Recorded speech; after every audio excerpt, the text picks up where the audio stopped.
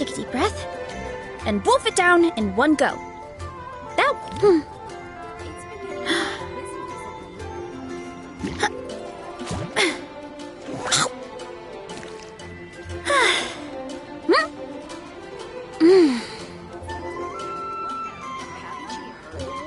What should I choose?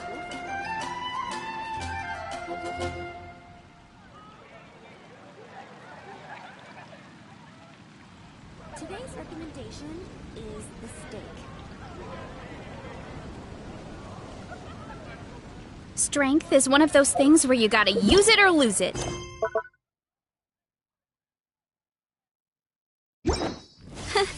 So, wanna train with me sometime?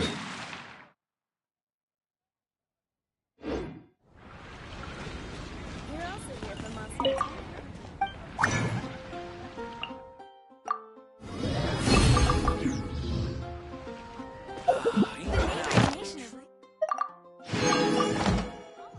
Hurry up, Verasa!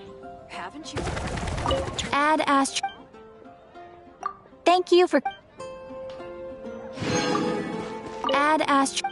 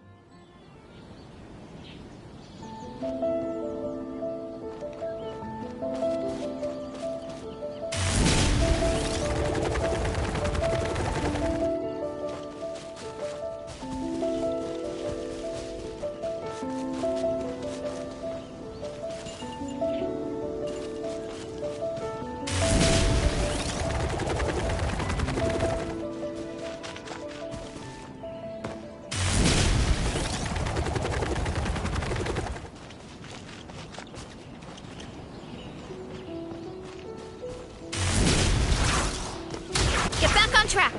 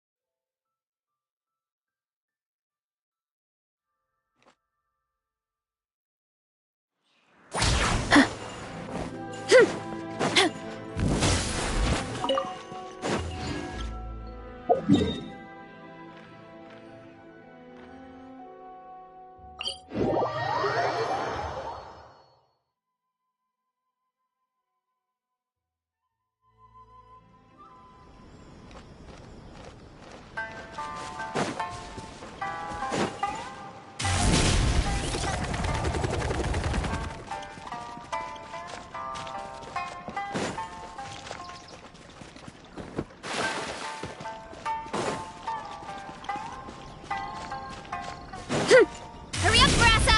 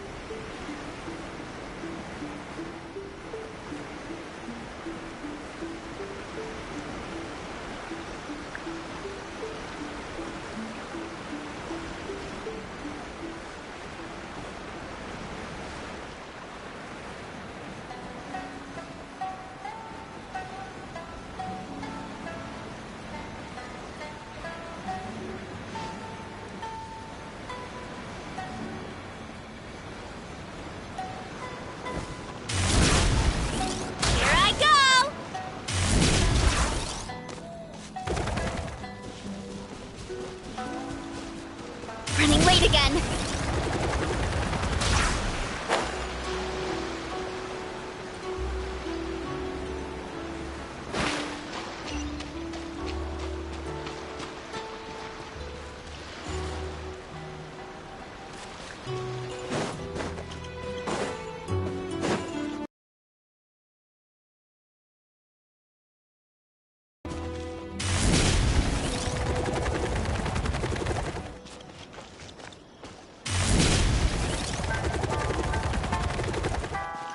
What? Hurry up, Brassa!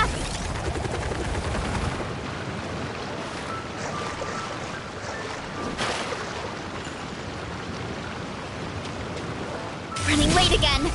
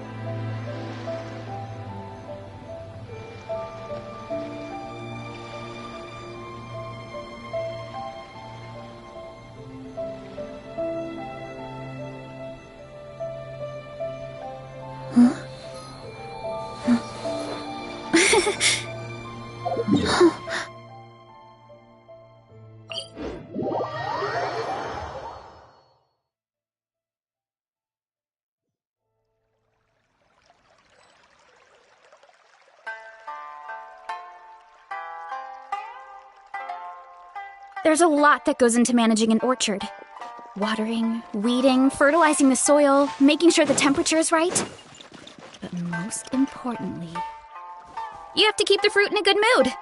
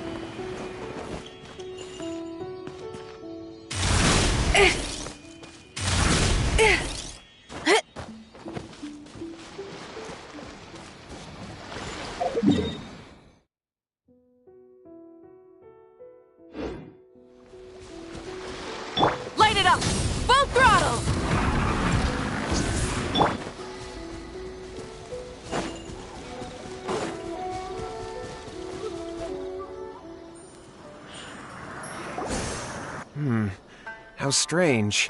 My brother's been meditating here pretty much constantly over the past few days, but now he's gone. Meditating?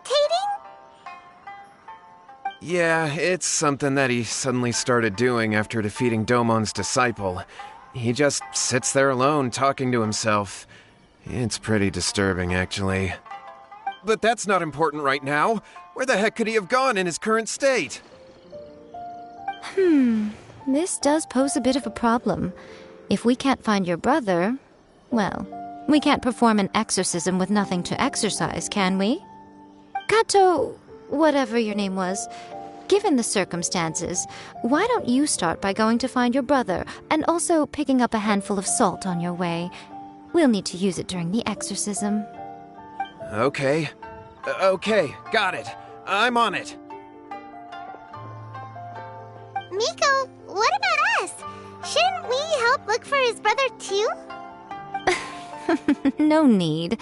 While What's-His-Face is handling that, we'll take a walk around and ask people what they know about the two brothers. Maybe we'll find out some amusing details.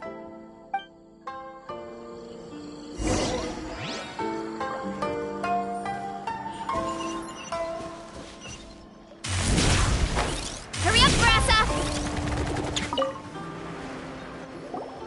Hello, sir. We'd like to ask you about the Kato brothers. Oh, are you debt collectors? Yohei said to tell you not to worry. He'll be able to pay you back as soon as he has enrolled a few disciples.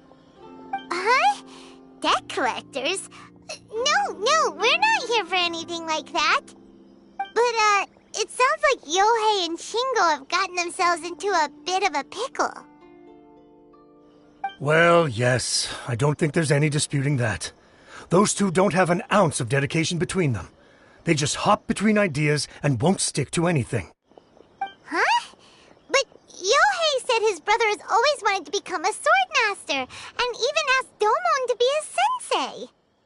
That's true, yes. Shingo begged Domon to take him on, and eventually, he finally relented. But even after convincing a renowned sensei to give him a chance, he was the same as ever, bumming around in class instead of focusing on his training. In the end, Domon had had enough and kicked him out. But Shingo was resentful about it. He blamed Domon for not seeing his potential, and even declared that he would challenge a disciple of Domon to a duel. Wait, what? That's not what we heard. Oh, how interesting. We heard a slightly different version. My brother wasn't about to resign himself to defeat. He trained every day as hard as he could and finally proved himself by defeating one of Domon's best disciples in a duel recently. Yohei said that? That Shingo trained hard. That's ridiculous. He just lay there cussing to high heaven all day every day. Some training regimen that is.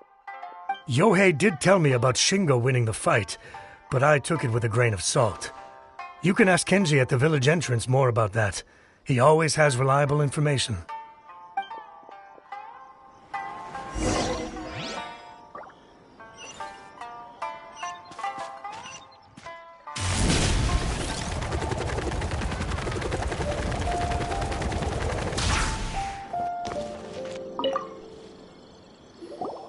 Hey there, we've come to ask you about the Kato brothers. Oh, you mean Shingo and Yohei? Yeah, we heard that Shingo defeated an apprentice of Domon's recently. Is that true? Yes, it's true. Wait, so are you here because you heard they're starting their own school and you're looking to sign up? We're not here to sign up, but we would like to hear more details about the fight. Well, you've come to the right person. I actually went to watch it. I thought it was a joke when I first heard that Shingo was going to challenge a disciple of the Meikyo Shisui art. But when he drew his sword, he became a whole different person. The way he handled his blade, it was like flowing water, mesmerizing to watch. Domon's disciple is no pushover, but he was absolutely no match for Shingo. Is Shingo really that strong? Yep, he seemed pretty euphoric after winning the duel too. He was celebrating very vocally, saying something like, "What a duel. I haven't felt this good in a long time." Any other details to share?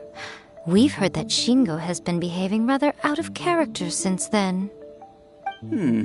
I'd definitely say that he has more energy than he used to. In the past, he never used to do much except lie around sunbathing all day. But just yesterday, for example, I saw him cutting down trees for the village head. In the space of one afternoon, he did what most people couldn't finish in 3 days. Not only that, but he managed to fell a lavender melon tree with just one kick. Oh!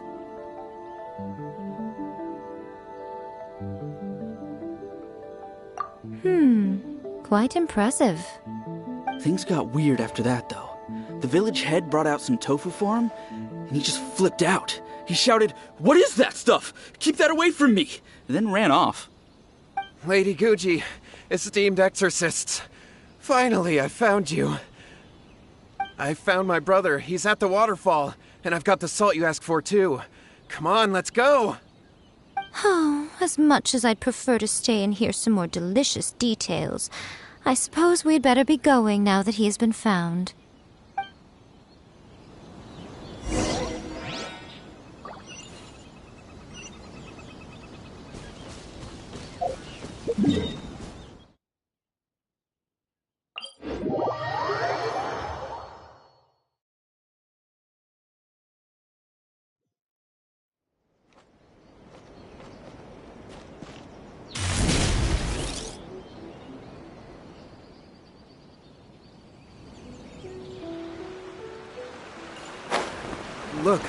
Look over there.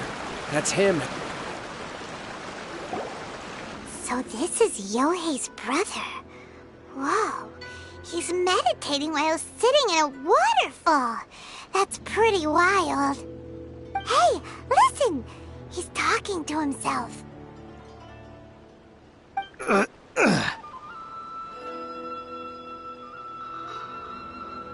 Woo! How's that? Can you feel it? Can you feel the feeling of manliness? Found your own school? Ha! So shallow. How can a manly man aspire to something so lame? Please, spare me. Spare me. I can't feel the manliness. I can't even feel the cold anymore. I can't take any more. I'm gonna die. Yohei. Yohei! Save me! Save me! Did you hear that? All the nonsense aside, he's going for help! Huh? Who goes there? He stood up! And now he's coming this way! No, don't come any closer. Help! What do we do? Miko, think of something! Oh, poor thing. Yohei, your brother's life is hanging in the balance, and he's using his final breaths to call on you for help. Whatever shall we do? Well, how should I know? The way it looks to me is that Shingo feels terribly resentful to you about something. Would you mind telling me what that's all about? I don't know what to tell you. I don't know. You don't know? But surely you should have more insight than anyone else into how your brother came to be this way? Yohei, I suggest you think very carefully before you open your mouth again. This is a life or death situation.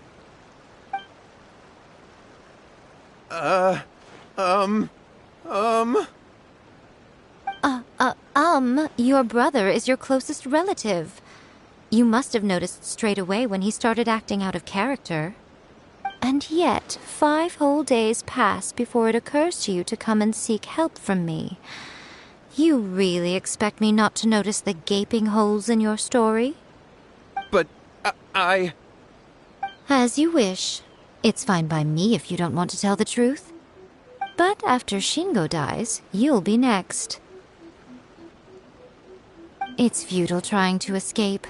Anywhere in the world you run to, it will be right behind your back. After all, you did summon it together. Ah! All right, I'll talk. I'll tell you everything. My brother and I used a wishing incantation. We made a wish.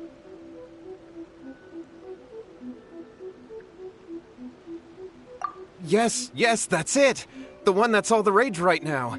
You just have to recite an incantation at midnight and your wish will be granted.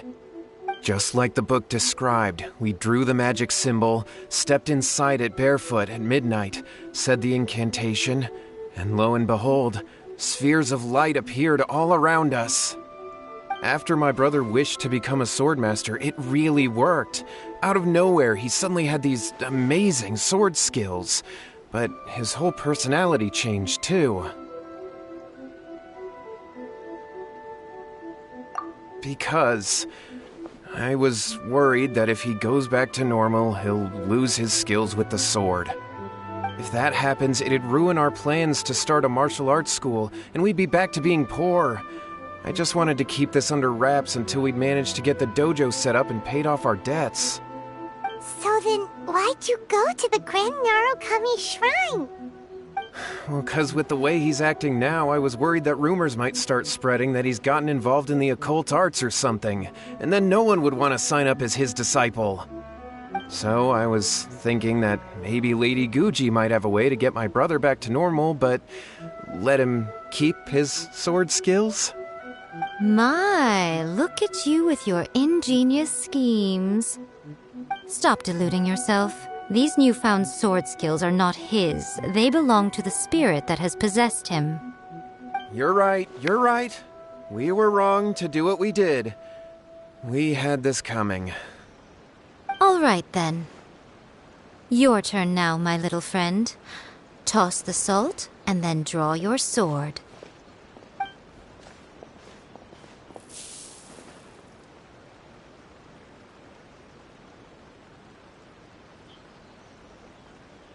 What is that?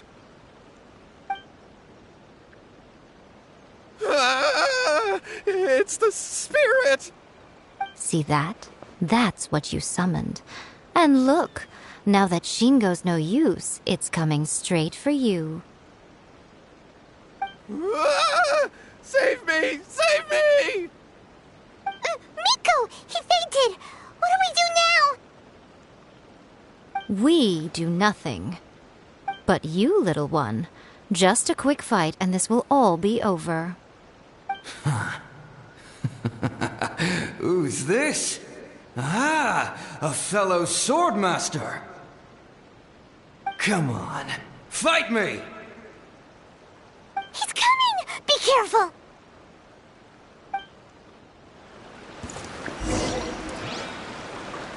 Light of the blazing sun! Try and stop me! Start the clock! Charge!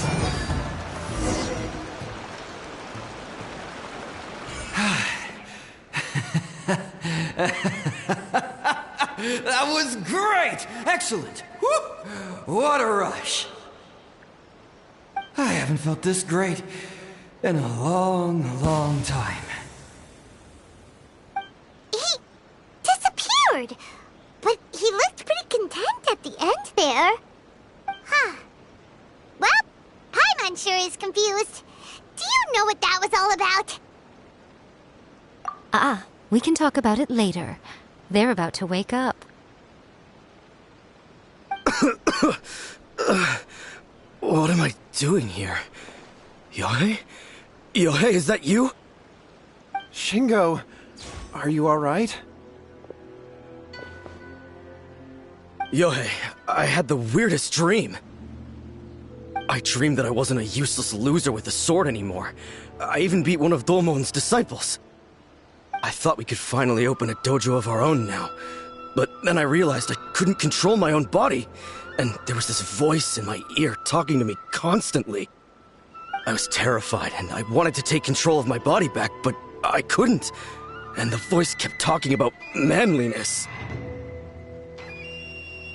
Shingo, We shouldn't have made that wish. We summoned a spirit and it possessed you. Yes, and had we not come to your rescue, your life would have been over before too much longer. Then the spirit would have haunted your brother until he died of fatigue too.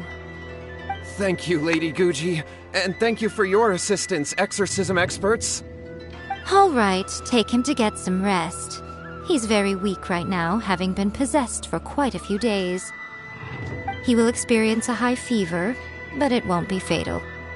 Remember, this is the price you pay. At this point, I would normally lecture you on the dire consequences of using occult methods to obtain power that does not belong to you. But I think you get the picture now, don't you? Yes, we understand now. We won't do it ever again. Thank you, Lady Guji. Thank you, exorcists. We'll be on our way then. Come on, Shingo.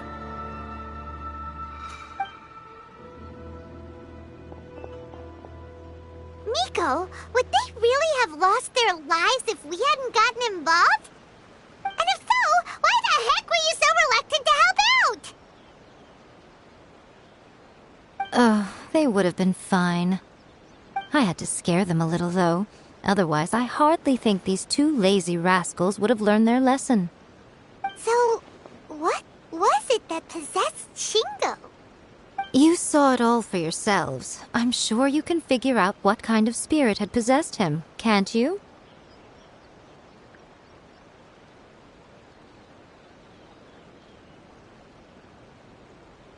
Ah! Paimon's got it! It was an Oni. Correct. Although it possessed Shingo, it didn't have any ill intentions. As a matter of fact, it actually seemed like it was trying to train Shingo to become bolder. Huh. Fair enough.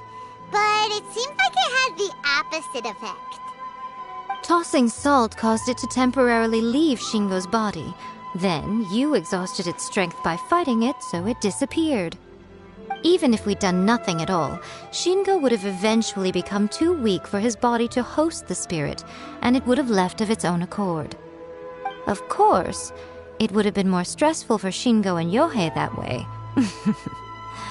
Still, the experience may ultimately have been more effective than me scaring them into submission with a little exaggeration. Whew. Well, the main thing is that nobody got hurt. All right, seems like we've wrapped up everything here. Come on, off we go. Hold on, Miko. You say everything's wrapped up, but are you sure about that? You mean you disagree?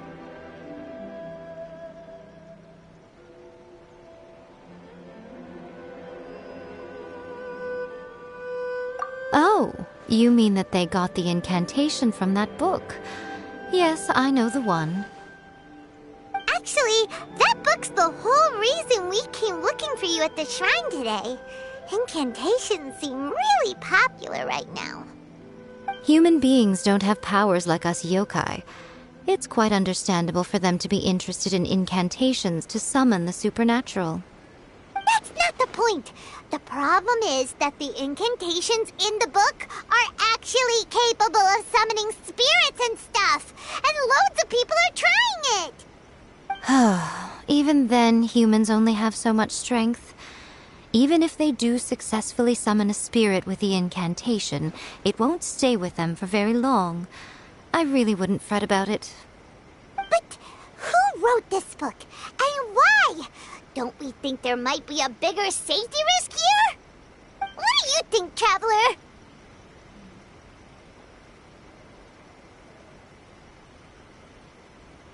Yeah, Yohei and Shingo may have been fine in the end, but things got pretty scary when Shingo was possessed. Lady Yai, I finally found you. Kuroda, what are you doing here? I'm here to report on Yai Publishing House's sales for the last month. All the numbers are here. Please, take a look. Let me see. What? We're losing market share? Yes. Overall bestseller, reader's favorite, and trending ranking. We're being beaten in all categories. One book is topping the charts. It's called A First-Hand Guide to Summoning Spirits. Both of you, back here now! Miko? What is it? You have a really scary look on your face right now. Things just got serious. A First-Hand Guide to Summoning Spirits is an all-round hit, summarily beating the novels of the Yae Publishing House by every analysis.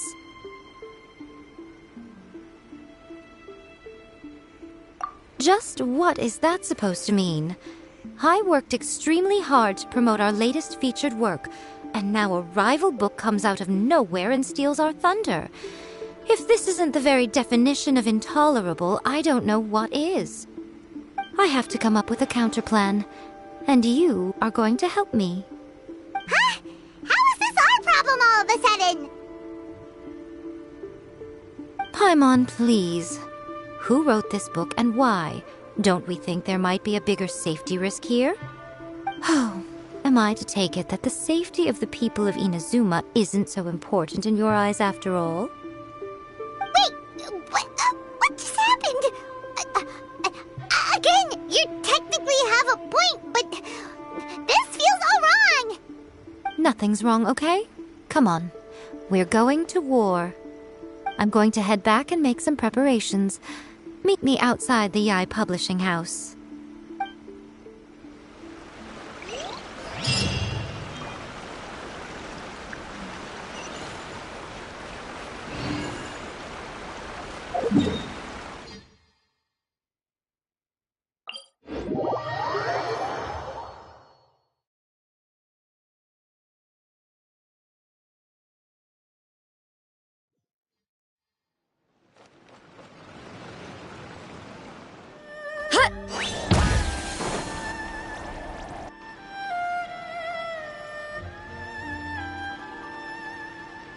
Miko, we're here. So what's your plan of action to deal with this rival book? Why don't you take a guess? I'll give you a hint. It's to do with the Yae Publishing House. Oh, Paimon knows! Combine the reputation of the Yae Publishing House with the status of Guji Yae and tell everyone that the incantations in that book are dangerous! Oh, wow! Your first guess and you got it absolutely wrong.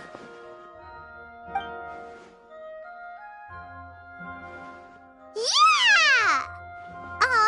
Wait! Seriously? That wasn't it? A First-Hand Guide to Summoning Spirits is the hottest light novel right now.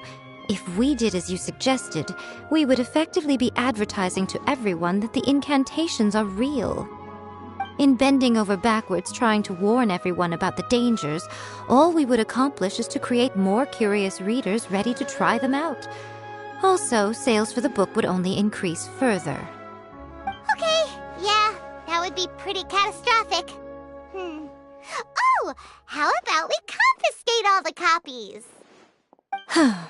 Leaving aside the issue of the enormous manpower and resources such an operation would require, going to such lengths over a light novel would be extremely disruptive to the lives of Inazumans. But that means there's nothing we can do. Well, I've been thinking. I've read A First-Hand Guide to Summoning Spirits. It has many other good qualities besides the incantations alone. The book contains many ancient kaidan, or tales of the supernatural, and is written in a very engaging way. That is why the book has become so popular. I think we're going to have a difficult time trying to rein in its popularity while it's the only work in its league on the market.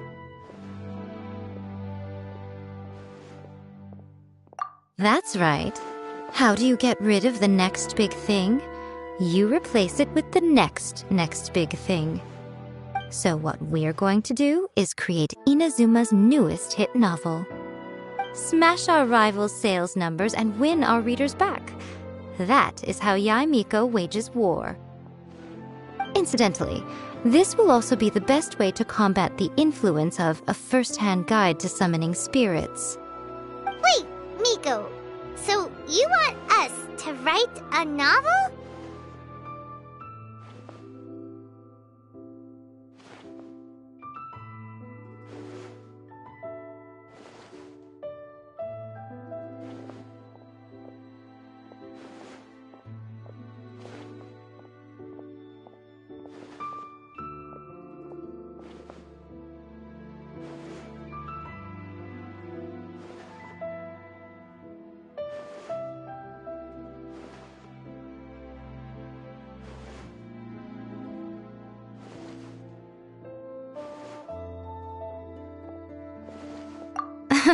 Well, becoming an accomplished novelist certainly isn't an overnight process. But let's not forget that I am the chief editor of the Yae Publishing House. I have my ways. I did say this is what we're going to do. I trust that the word teamwork is in your vocabulary. Anyway, there is a writer submission event going on at the moment. Start by talking to readers and finding out what they're into. When you have an idea of what the current trends are, come back and see me. I'll be at Uyu Restaurant. Find me there when you're done. I will assemble a team, and we can work while we eat.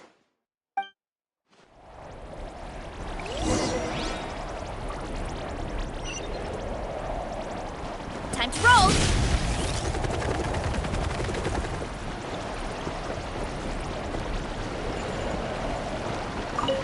The Yae Publishing House has held many writer submission events to date. The winner gets a huge amount of publicity. It's been the ticket to fame for a lot of authors. If you've got a good idea for a story, you definitely don't want to miss out.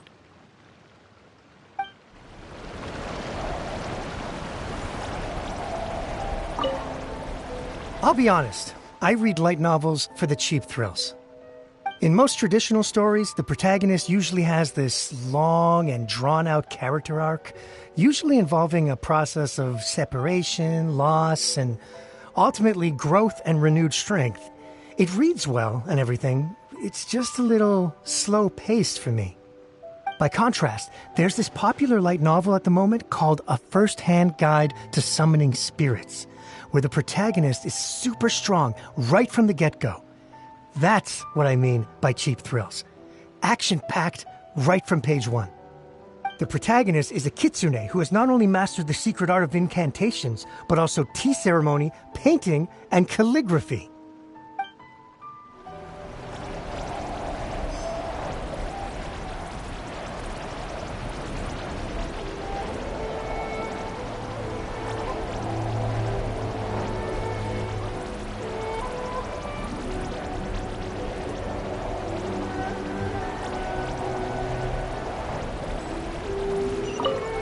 The key to a successful light novel is having good illustrations. When to use illustrations, what they should contain, and which artist you should commission for them. These are all key things to bear in mind. Good illustrations can make up for bad writing. But on the flip side, a bad illustration can ruin your novel, even if you have the best story in the world. There's a saying that light novels are essentially a case of buy art, get words free. I'd agree with that. Too bad most of the top artists have jam-packed schedules, so it's extremely difficult to commission them. The illustrations in A First-Hand Guide to Summoning Spirits are incredible, but it's unlike any art style I've ever seen before.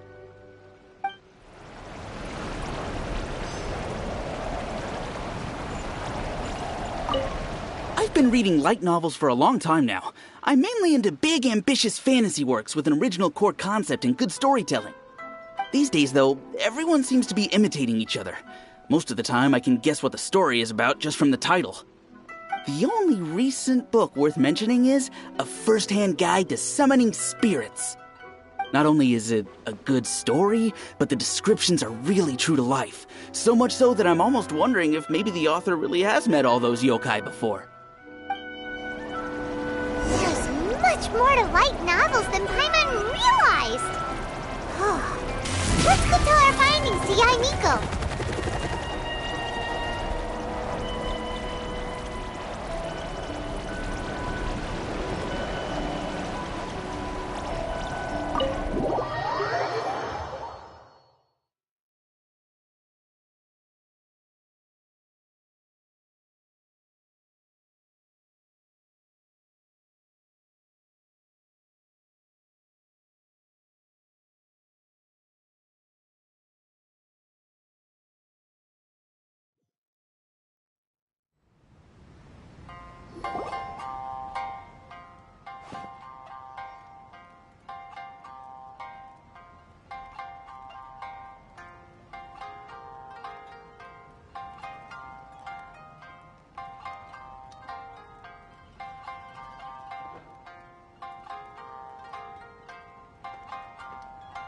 You've already met Junkichi and Shigeru.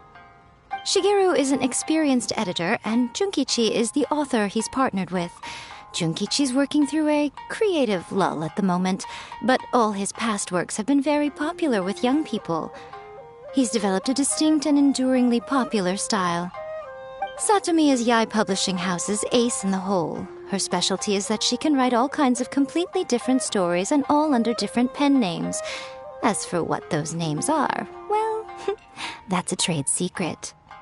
They will be teaming up with us to collectively create the novel that knocks a first-hand guide to summoning spirits off its perch. So, feeling better about my plan now? Uh-huh. It definitely makes sense. Now then, tell me what you found out about readers' preferences.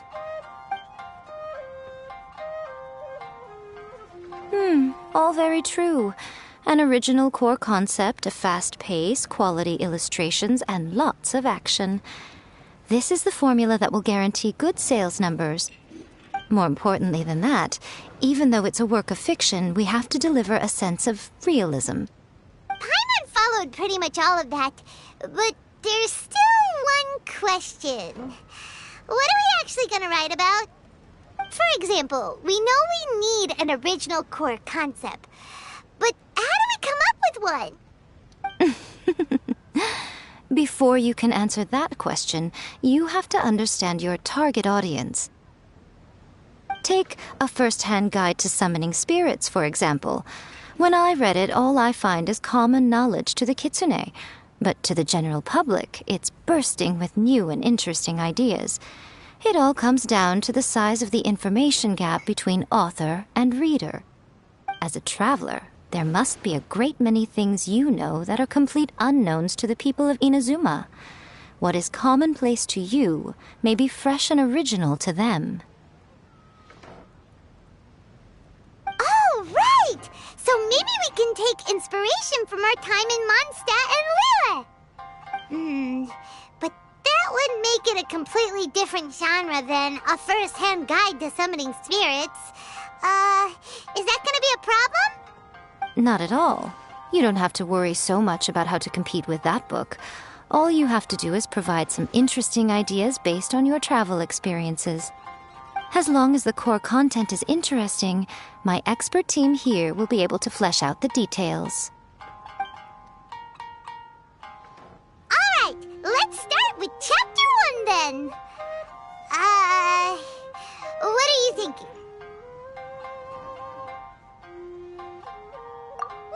No one would ever go for that, no matter how you tried to play it. Out of a maximum of 10 points, I'd give that a 9. Is there really flying emergency food in other worlds? How does it taste? And how do you cook it? It's a strong opening, an easy way to grab the reader's attention. Never underestimate the appeal of culinary-oriented subject matter. Food, after all, is a topic that everyone is interested in. Hey! Good job, little one. You're not only drawing on your own experiences, but it seems you're filtering them through the lens of the kinds of light novels you've read in the past. I think you really understand what we're trying to do here. Thoughts from the experts? Are we able to work with this general framework to make an interesting story? Yeah, we think it works. I tend to overcomplicate the core concept if I'm not careful, so this deals with that problem. That's good. Okay, we're done with Chapter 1. Let's move on to Chapter 2. Huh? Won't that do for now? Readers will devour your content a lot more quickly than you'd think. If we don't keep delivering the goods now we've caught their attention, all our hard work so far is in vain. Hurry, Chapter 2, let's go. Can't you see that Satomi is waiting? Huh? What's wrong with you? You don't look so good.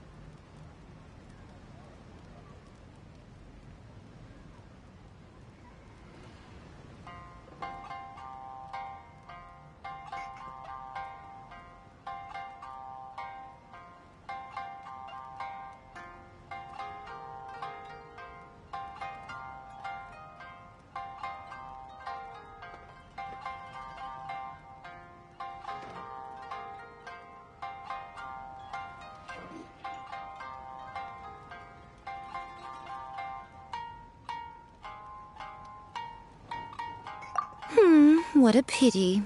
I thought your beginner's luck would carry you a little further before it came to this. But alas, the time has come prematurely. Before it came to what? What's happened? The bane of our existence. Writer's block. It's your arch-nemesis for life, appearing without warning and inflicting a pain worse than death upon the writer. They sell their souls just to get their muse back. Sounds awful! When this happens, the best thing you can do is have a bite to eat and take a proper break. Boss, get me a plate of fried tofu, and get some kushikatsu for these two. Just the basic kind will do. Don't worry, this is my treat. Your treat? Oh, wait a minute. Miko, we'll be getting paid for all the hard work we're doing, right? Of course, everyone that takes part in the creative process will be paid. Alright, cool. Then let's press on, shall we? Don't give up now. For the sake of our paycheck, get your brain going! Ooh! Does this mean your inspirations come back?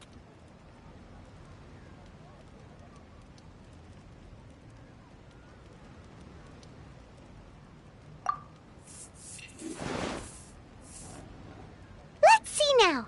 The protagonist arrives in Liyue and befriends a young man who doesn't have the money to pay for anything. Only later do we find out that this young man is none other than Rex Lapis himself. With the help of the Qixing and the protection of the Adepti, I am free to roam this vast realm. Is this the kind of cheap thrill that guy was talking about? I give it a 9.8. The story is fun and action-packed with no dark undertones. Also, there are a great many legends about Rex Lapis. I'm sure it will spark the people's curiosity. I, for one, think there's a sizable market for this. Approved.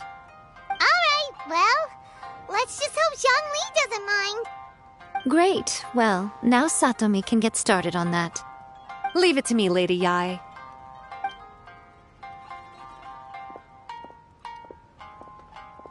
Let's write about Inazuma in the 3rd chapter, shall we?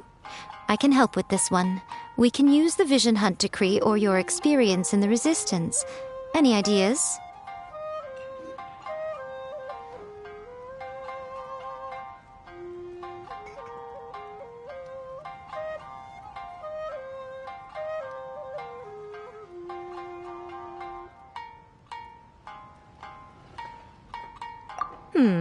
Clearly very closely based on your own personal experience, with no major changes at all.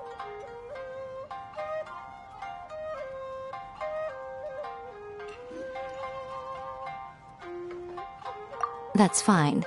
Since it's something that took place in Inazuma, it might actually be more interesting to readers if it's grounded in the truth. One thing, though. We'll need to rewrite the part about me giving you the omamori. Let's change it to... The mysterious Lady Kitsune teaches the protagonist a spell that can make their wishes come true. The protagonist uses this spell to defeat the Raiden Shogun in battle. That should do the trick. Whoa, so we're really going head-to-head with our rival on this one, huh? I suppose so. Once they're done writing the manuscript, I'll write the passage where the protagonist recites the incantation myself. Are we done then? Do you really think this will be able to beat a first-hand guide to summoning spirits? The content is fine. Now we just need to promote it. I will contact an artist to make some illustrations. I'm positive they will be at least as good as those in A First-Hand Guide to Summoning Spirits. We'll also need an endorsement on a paper band around the book. I can get the wonderful Ms. Hina to write that. She runs a regular Q&A column in That's Life magazine. The people of Inazuma absolutely adore her. You're free to take a break while the creative team is doing their work, but please go by the Yai Publishing House at some point to commission Ms. Hina for that recommendation. Once our light novel is complete, let's meet at the writer's submission event.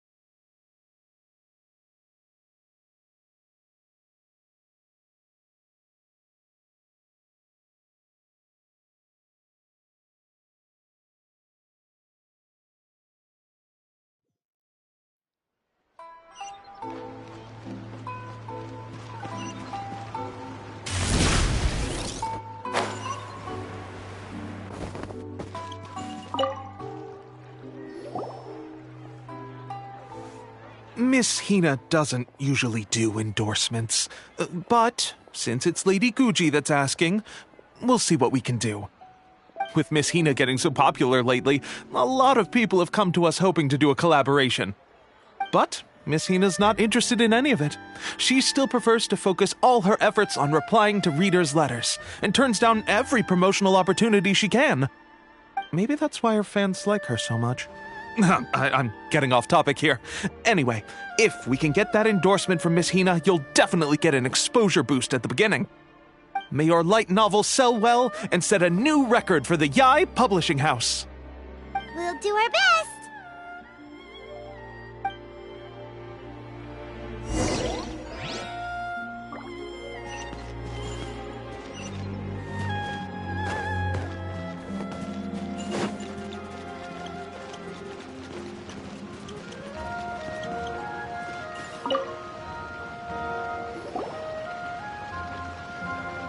Are you sure you'd like to submit this entry? Let me see. The Miraculous Adventures of the Traveler by Thousand Hands. What a strange pen name. Definitely your doing. Having been around you so much recently, Paimon's slowly starting to understand your unique tastes. What do you mean, strange? It took a lot of work by a lot of different people to get this thing finished. Don't you think it's a very descriptive pen name? We'll get this printed as a matter of priority and conduct trial sales in pilot locations throughout Inazuma. I'll announce the sales numbers in 3 days. Uh-oh. Paimon's getting a little nervous now. Do you really think this is gonna work? That's right. Be confident in your work. That's exactly how a light novelist should be. Okay, then I'll sign you up. Please come back in 3 days for the results. Thank you all for your submission. I wish you the very best of luck.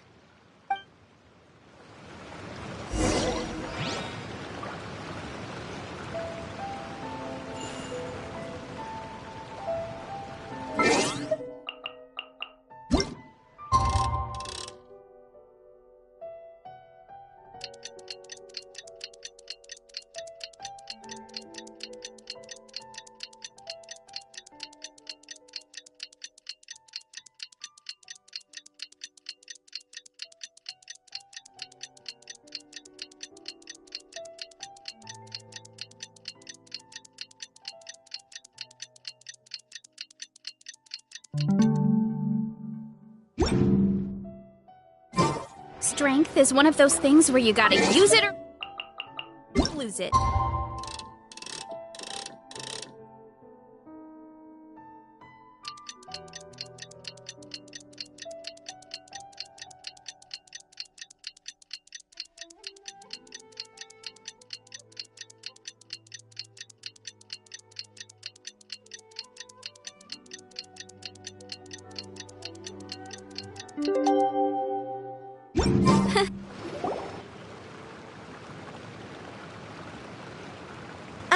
You've all finally made it.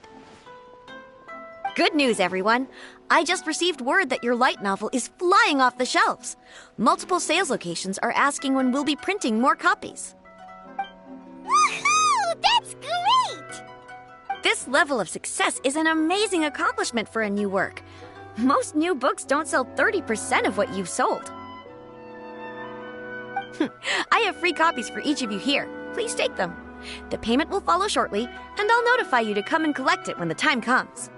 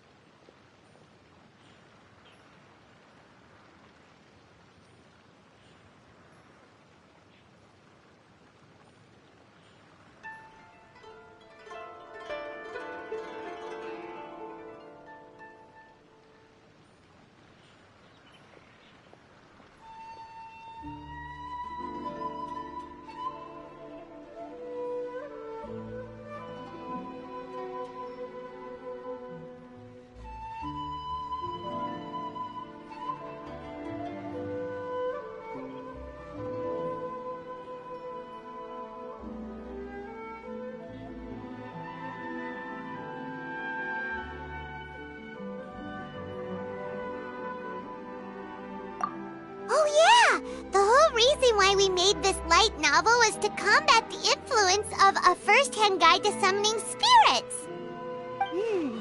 We sold a lot of copies, but it doesn't feel like we accomplished our goal. How do we know whether it worked? Oh, don't worry. The change is already underway. Shh. Listen to what the people around us are talking about. The conversation has already moved on, hasn't it? Hey guys, have you heard about this latest Kaidan thing doing the rounds? You just need to recite the incantation from A First-Hand Guide to Summoning Spirits at midnight, and your wish will come true! Oh, that? That's a throwback. That's old news, man. No one's talking about that anymore. The Secret Spells of Lady Kitsune is the new hit thing. I've already memorized all the incantations. The Secret Spells of Lady Kitsune? What's that? You haven't read it yet? Okay, so supposedly, if you recite the spell in there on a moonless night, you'll receive protection of the Kitsune and all the other powerful yokai. They can make any of your wishes come true. I heard that the incantations in A First-Hand Guide to Summoning Spirits have weird side effects.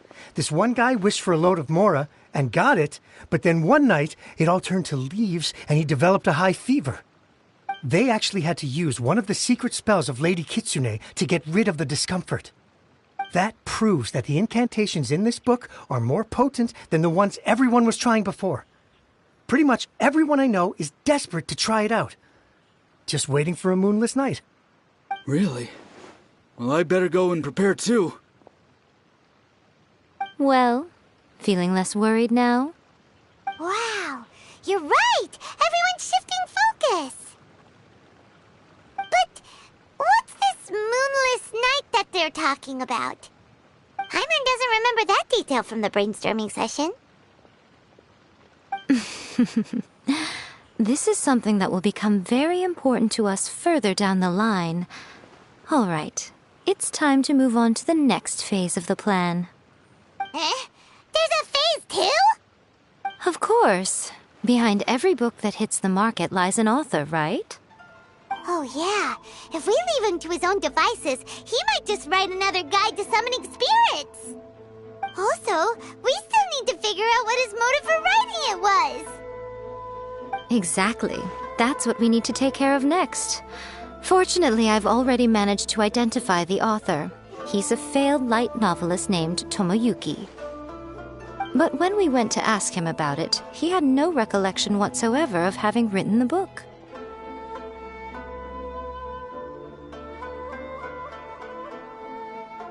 Yes, this is another case of possession. Only this time, whoever possessed him actively sought him out. After his novel submission failed, he was walking aimlessly in Araumi. In frustration, he shouted out, "Please, someone, anyone, help me write a truly amazing novel!" After that, he lost consciousness. But the spirit that wrote the book has already left him now, right? So what are we supposed to do? Simple. It wrote a summoning incantation in the book, didn't it? So we can just use its own method to make it manifest itself. And you, my little friend, are the perfect candidate for this role. Oh, what are you talking about? The fun's just about to begin.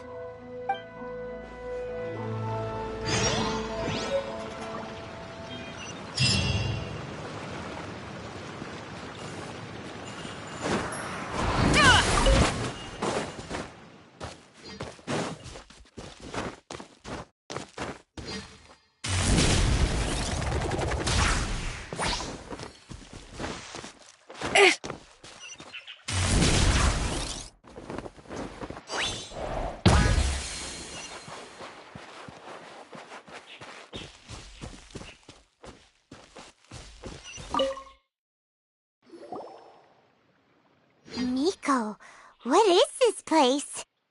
The ideal spot for a little meet and greet with a certain elusive author. This is the place where we are most likely to succeed in summoning the spirit. Really? But it feels so eerie here. That seems rather fitting, considering that we are dealing with the spirits of the deceased here. What are you so afraid of, honestly? We're finally about to meet the true author of a first-hand guide to summoning spirits. Aren't you excited? Paimon's heart is pounding, but Paimon's pretty sure it's not because of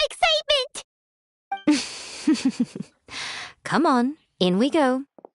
Hey, wait up! Ooh, Paimon's scared. Stay close by, okay? Don't leave Paimon all alone.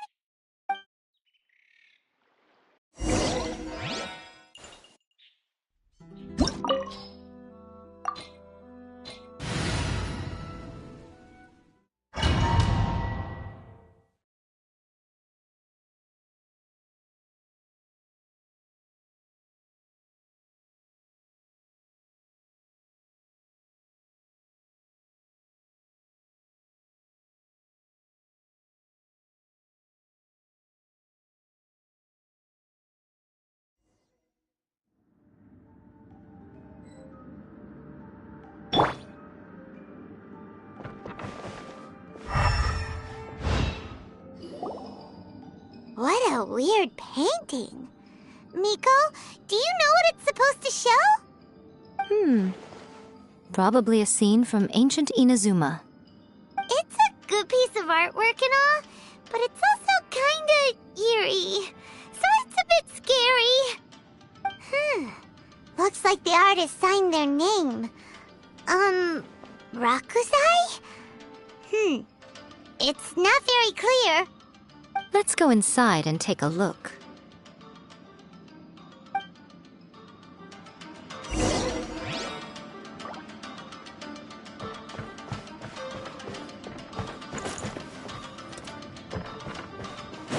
Let's get down to business. Let me try my Pyroclastic Surge! Full throttle! Quick as a flash! Headbutt! It's Justice O'Clock! Yeah! Yeah! Hero incoming! Wow, this place is huge! Hey, is that a mirror? There's a really weird-looking stool as well. Wonder what it's for. Ah, I see. This setup is quite handy. Saves me a lot of work. All right, go and take a look around. There should be a mechanism somewhere that makes the whole room move. Heads up!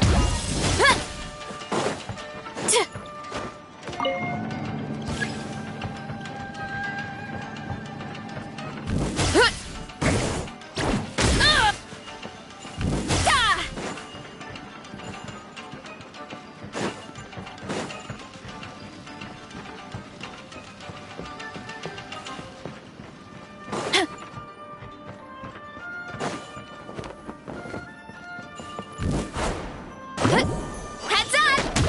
Woo!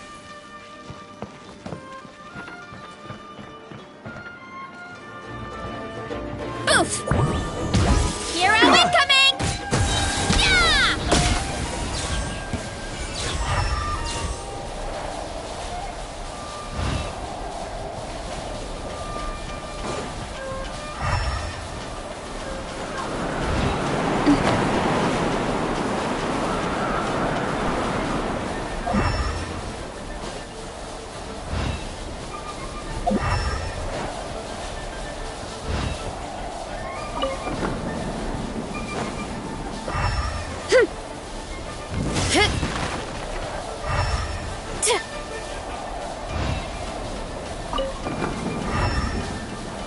Wrath from the sky!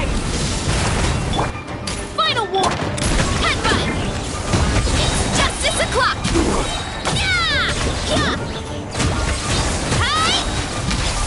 Yeah! You win.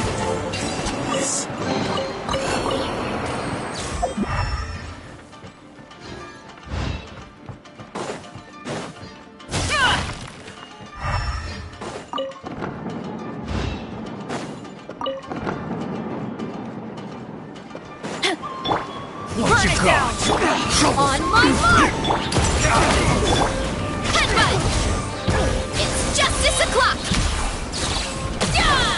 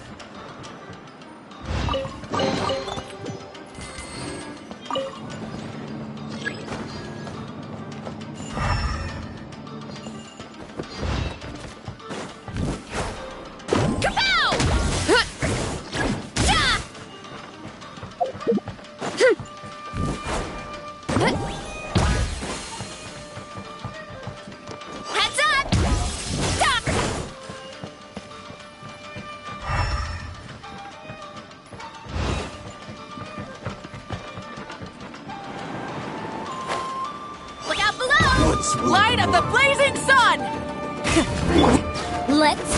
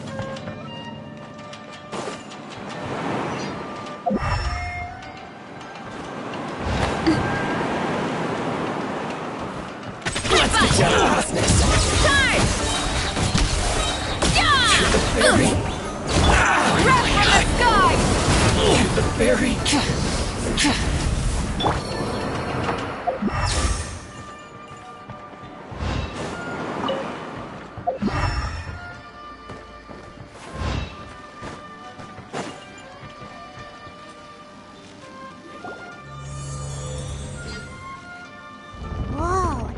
It's that painting we just saw. It's turning this way along with the whole wall. It's getting eerier and scarier. What is this place? Okay. Next I will show you a secret kitsune spell. This painting is a swift summoning medium, which means I'll be able to skip many of the more tedious steps. The murky mirror reflects the view of Inazuma in a bygone age. Spirits stirred by the sight of the past will be easily drawn to it. You're up next, little one. Come on, sit yourself down here.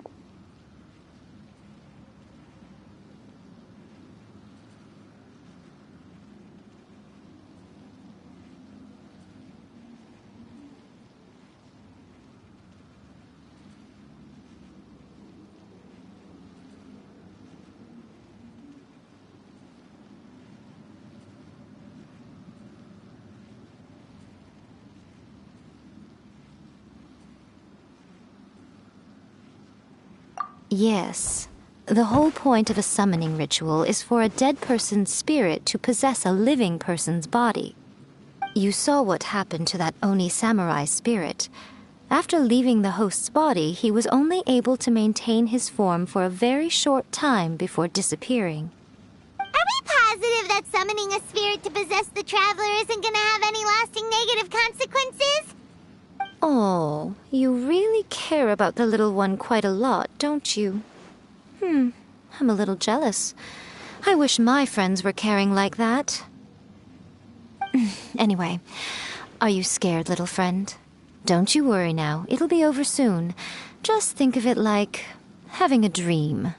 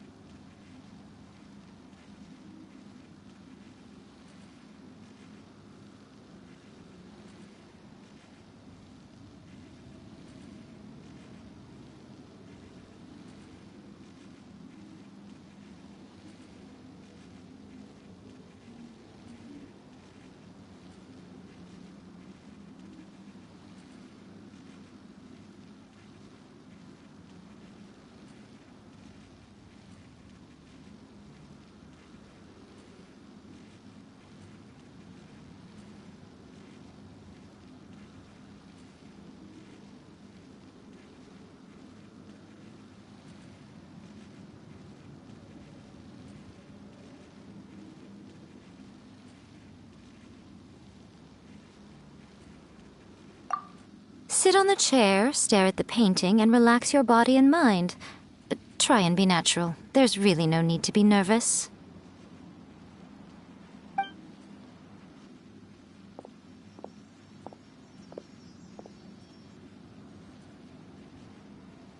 he's sitting inside the painting.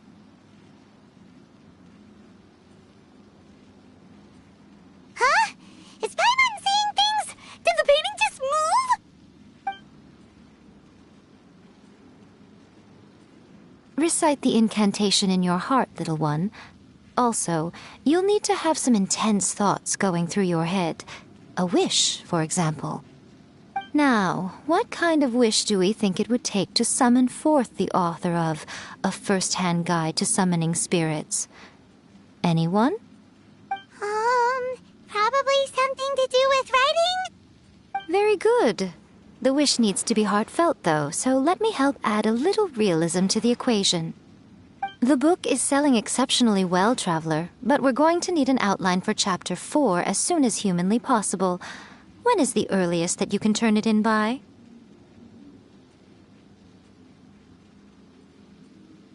The painting is moving again! What the...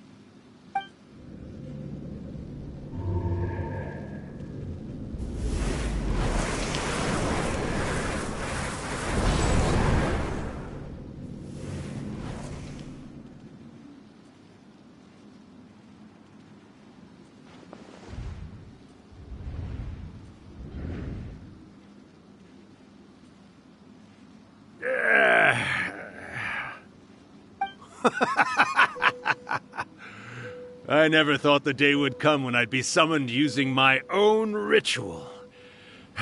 Getting a taste of my own medicine. What have we here? Another budding writer? What's come over you all? Why is everyone wishing for help with their writing? Are novels so popular in this day and age? We got you! So you were the one who wrote A First-Hand Guide to Summoning Spirits. What are you trying to do, Why'd you put that summoning incantation in the book, huh? What's your game here? Huh? What's this? Oh, I see. No wonder this felt so familiar. I've walked right into your trap, haven't I? You ask me what my game is here? Well, of course. It was to use this incantation as a means for all the souls of the departed yokai to make their glorious return to the world and plunge all of Inazuma into a brutal, bloody war! What? Paimon knew it! You had an evil plan all along! Oh, did you now? Then how naive of you to let me possess this body so easily. I sense, yes, great power within him. Good. Good! With this power, no one shall be able to stand in my way! Wake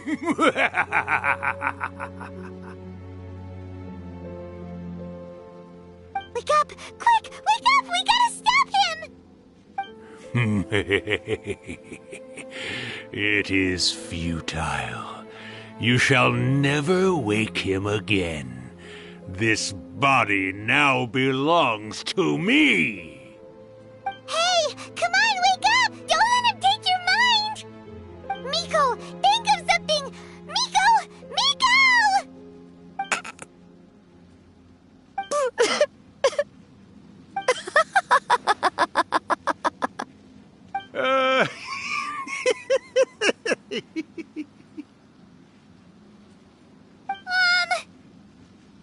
You're laughing?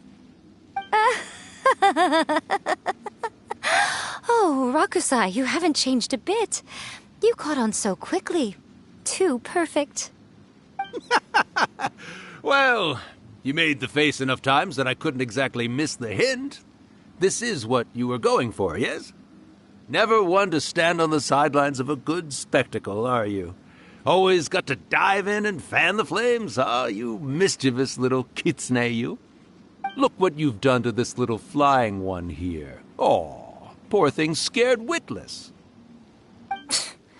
You were having plenty of fun playing the bad guy a moment ago. Now you're trying to blame it all on me? Rakusai? Miko, you guys know each other?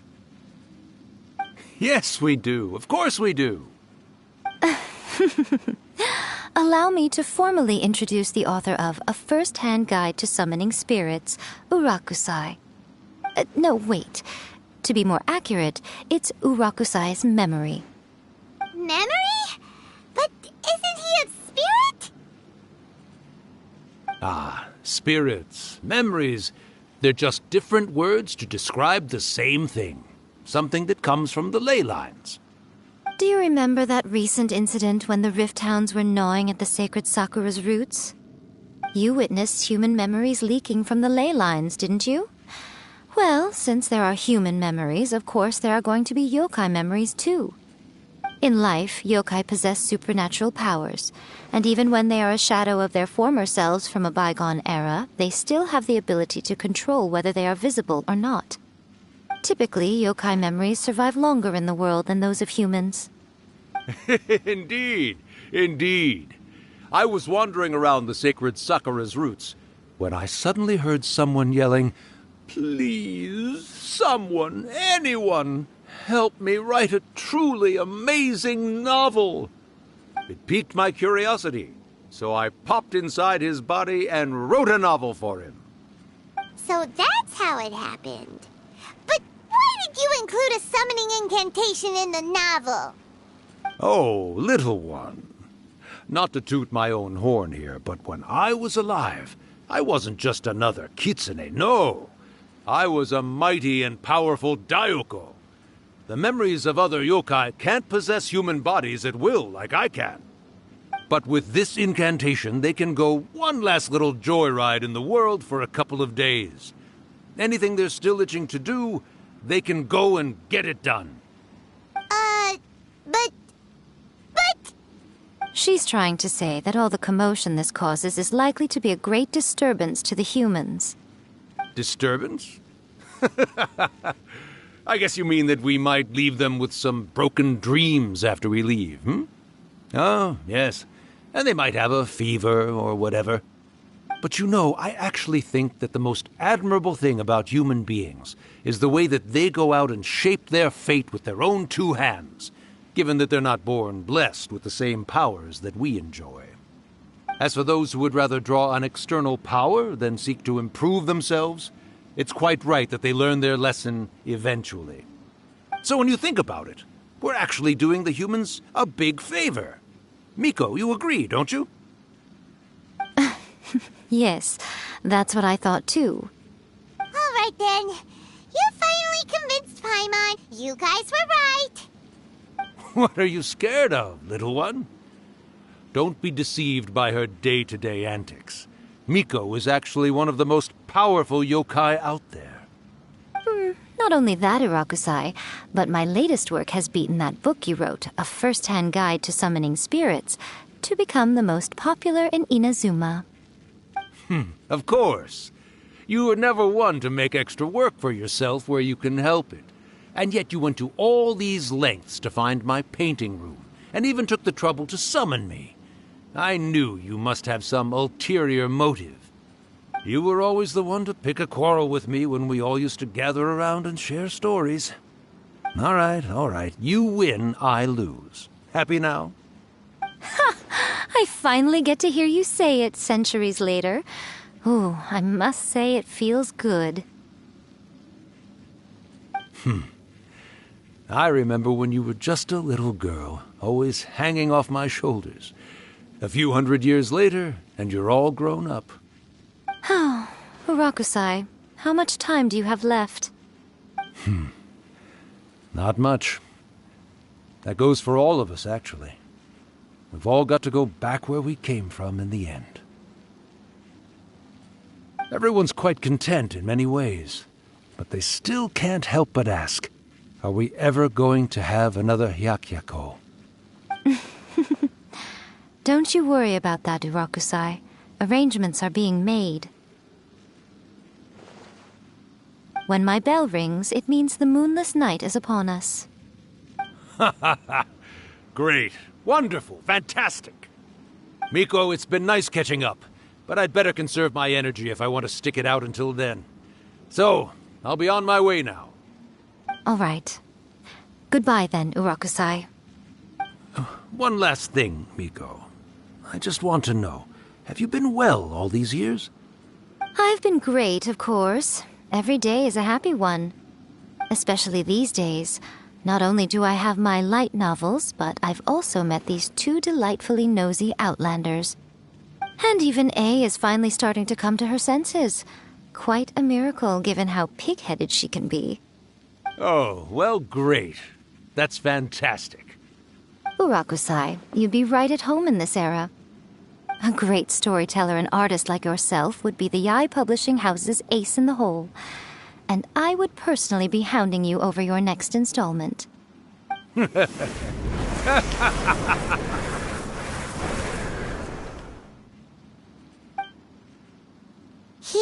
disappeared! Are you awake? How are you feeling? Are you all there? Here, like last time, repeat after me.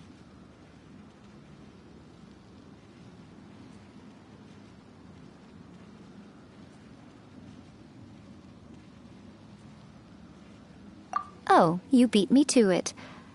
Looks like your brain is intact. So, your first possession, What was it like?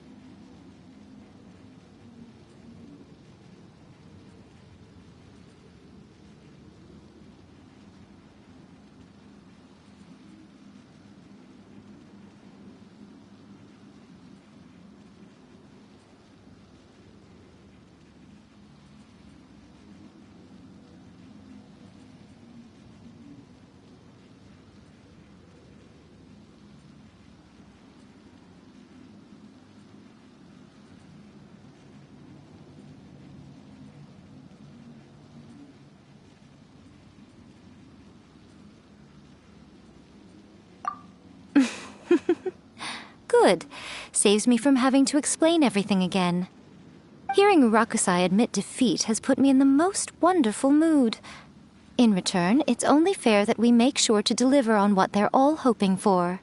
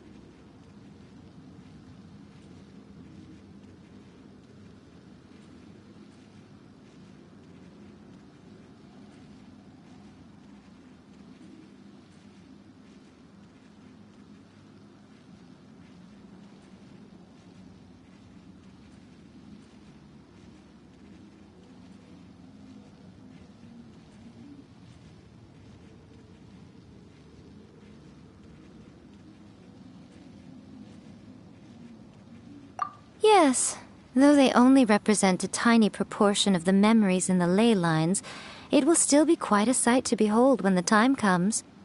Since you've come this far, why don't you do one last thing for me, I'll need your help with the ritual. You cannot be serious, Miko! After all that, you still have more errands for us? Huh! You guys teamed up to scare Paimon just now. If you think Paimon's gonna do anything you ask for, think again! Aw, come on. I'm really only asking you to finish what you started. Besides, your paychecks are still in my hands. Paimon's paycheck? Well, there's no way out now.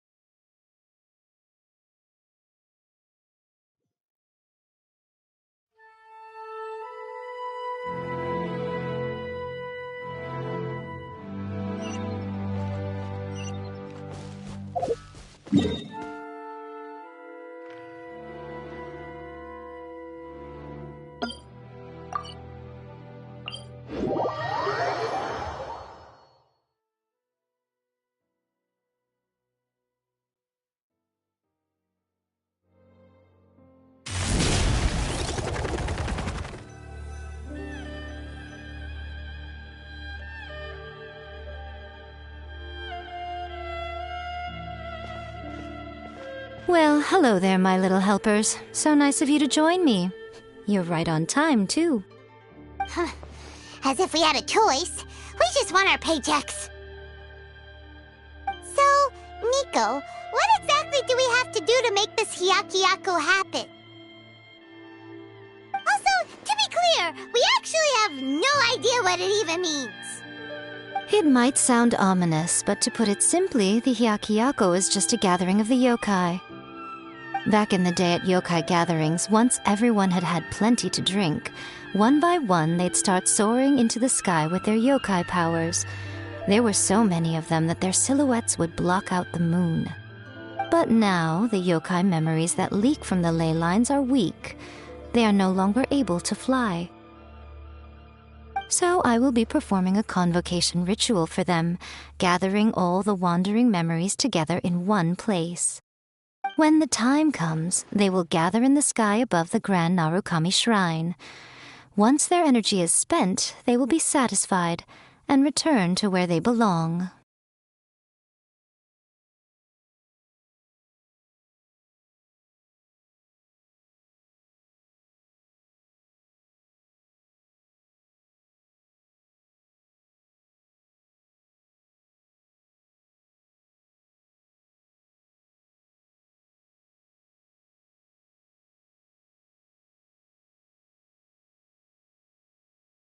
All the preparations for the ritual have actually been made well in advance.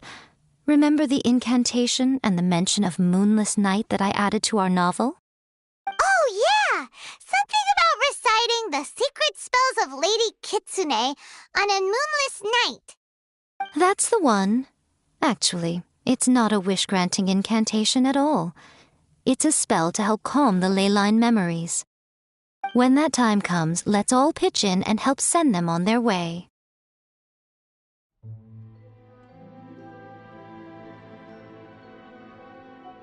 I will start the ritual preparations shortly, and at that time, I need you to do two things.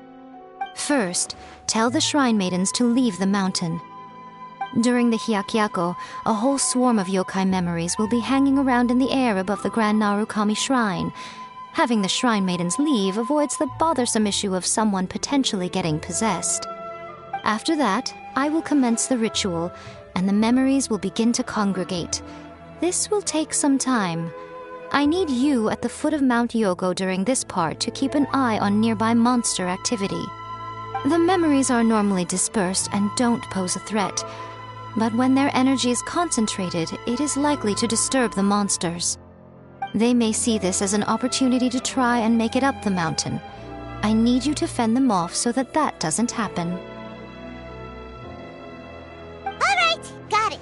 Then what? Well, if at that point you felt like coming to the shrine and getting a close-up view of the yokai, I wouldn't say no. Okay, let's get going!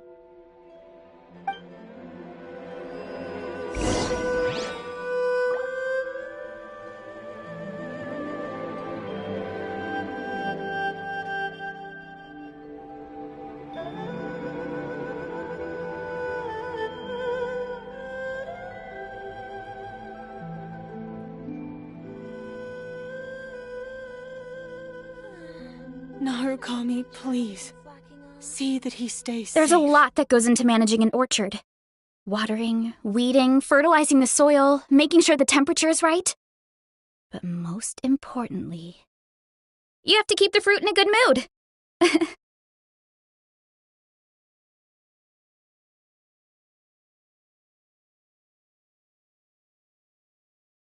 Narukami, please. See that he stays safe. My parents always say, no matter how busy life gets, you should always sit down and enjoy a proper meal when you get hungry. What I like to do is stack my plate up high, then... Descend the mountain? Are those Lady Guji's orders? Yep, Miku said the ritual she's gonna perform soon might pose a physical danger to you all. I see. I'll evacuate everyone right away. What about you? We'll be taking care of a couple other things for her. And once we're done with that, we're gonna come back and do the ritual together.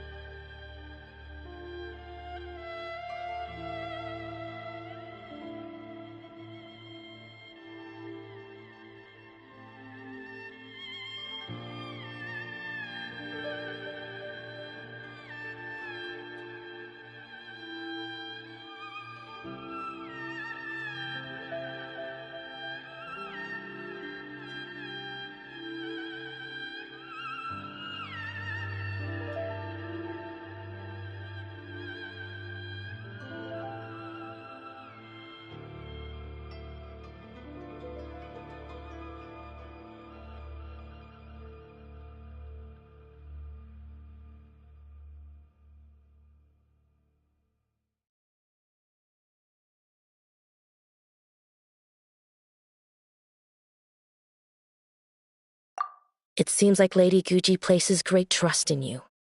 Lady Guji's never allowed anyone else to be in her presence when she's conducted rituals like this in the past. Thank you for helping with the ritual, and good luck. Don't worry, we're much stronger than we look. Miko's about to start the ritual. Come on, let's go deal with the monsters down the mountain.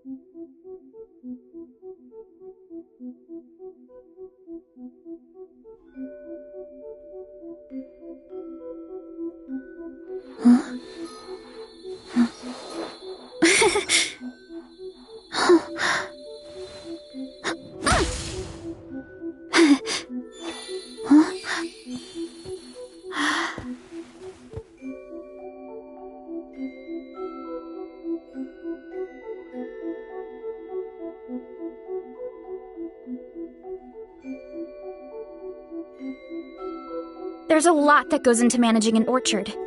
Watering, weeding, fertilizing the soil, making sure the temperature is right.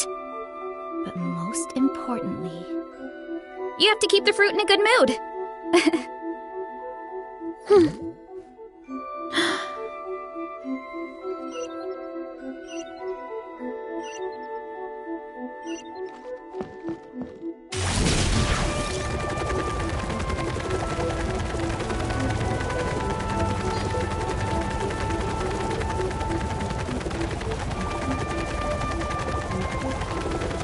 Look out below!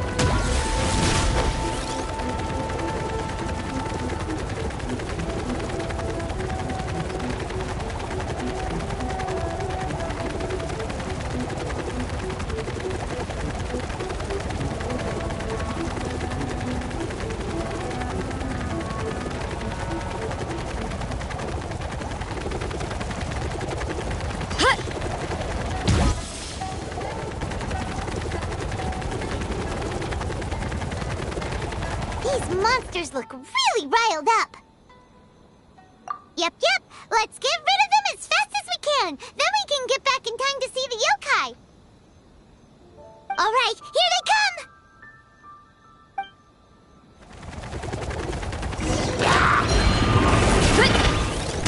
Charge! On my mark! Drop your weapons! Headbutt! It's justice o'clock! Yeah!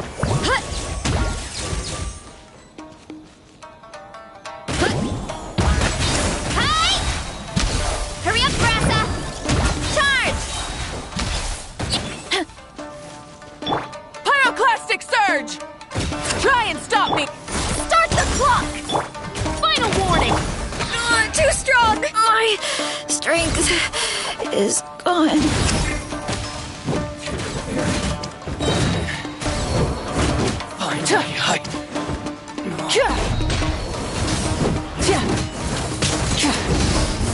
There's so many of them! Come on, you can do it! Faster! Stronger! Drop your weapons! Rise with the sun! Try and stop me!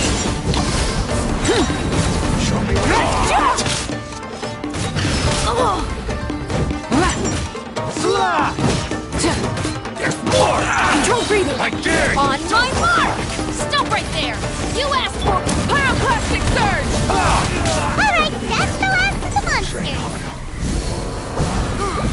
How far along do you think the ritual is? Let's head back to the Grand Narukami Shrine and take a look.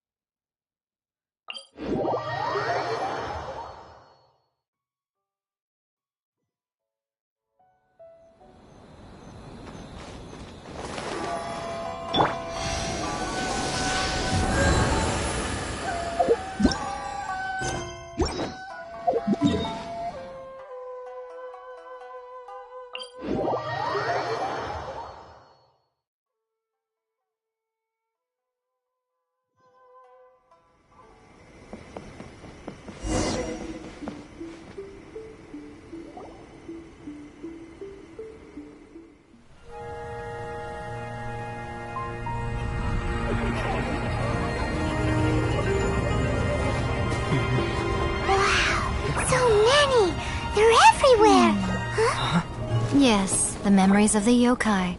They haven't been able to relax and soar through the air like this for a long time. Come with me.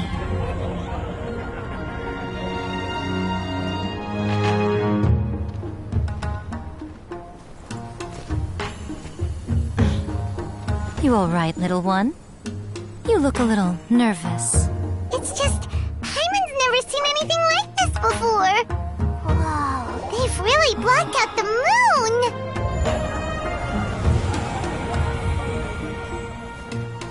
It does look a little intimidating, doesn't it? But I know them.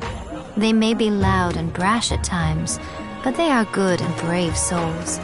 Even after losing their lives in a brutal war, they have never given in to grief or despair. Alas, their time is short.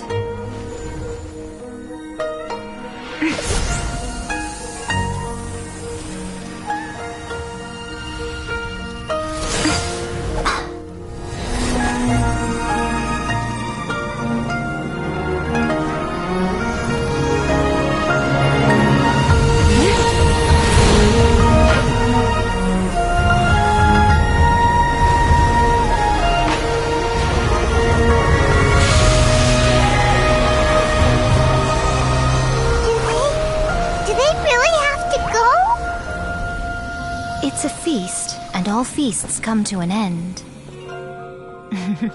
Since you're sorry to see them leave, why don't you do the recital along with me? O Hakushin, cause of this enchantment, in reverence I perform this rite. In reverence I perform this rite. To be a guiding light.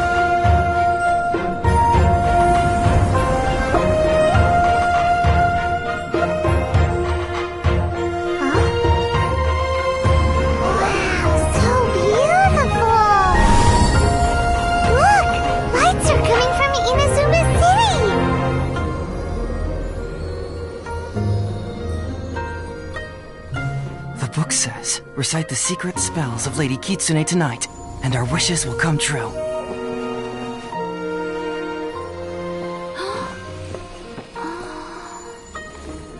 O Hakushin, cause of this enchantment. I perform this rite to be a guiding light. Your unrivaled power will be honored eternally.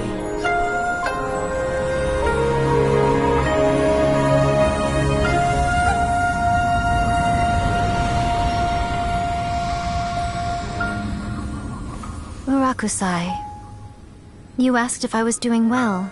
Really, every day is a happy day for me. But watching you all leave now, I can't help but feel a little lonely. Just a little, of course.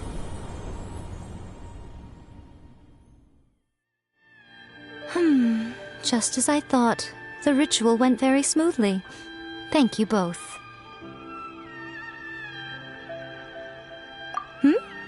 Oh, I'm great. But the look on your face just now... I'm fine, seriously. Really, No. Honestly, you two. Pico... Fine. Well, if you're dead set on doing something for me, you can treat me to a meal. Sure, no problem. A meal it is. Okay. Well, see you soon then.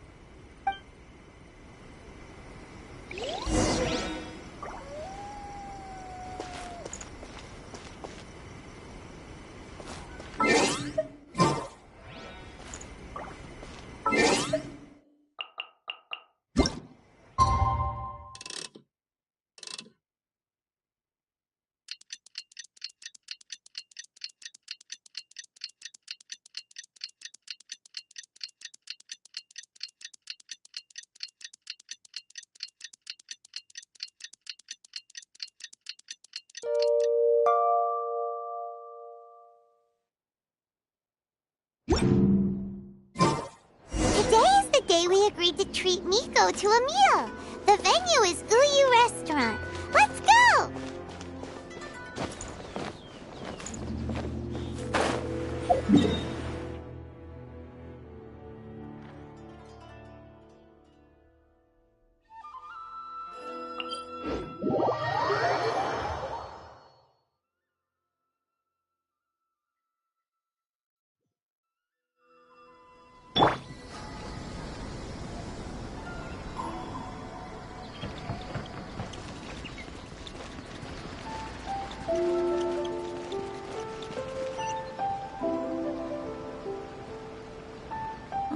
Wait is unbearable.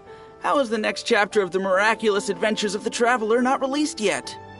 It was quite a surprise when the moonless night finally came. Yeah, that huge black cloud over Mount Yogo that night. It just seemed to form out of nowhere. But then nothing happened after I made a wish using the method in that book.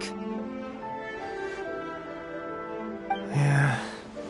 I guess light novels are just fiction after all, huh? That night was definitely the nail in the coffin for the incantations from novels fad. Still, something tells me the miraculous adventures of the Traveler will remain an interesting series for a long time to come. Huh? Paimon can't see Miku anywhere. Guess she's not out here. Maybe she went inside already. Let's head in and look for her.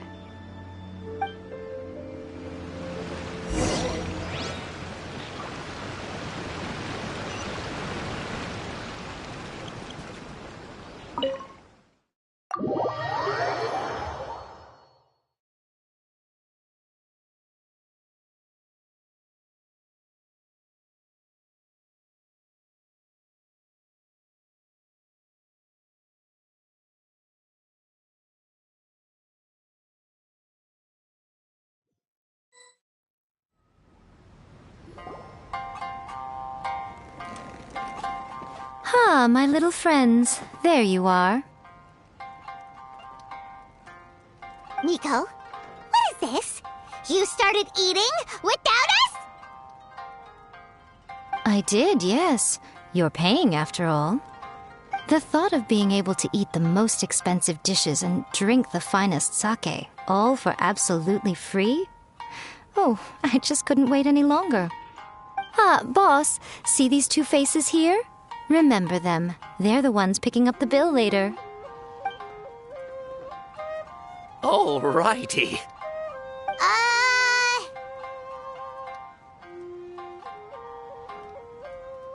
What's gotten into you? Come on, sit yourselves down. You have to try this fish. It's found exclusively in the waters around Seirai Island. They shipped it to Inazuma overnight, and it was still alive right up until I ordered it. Or maybe you'd rather try this? I know.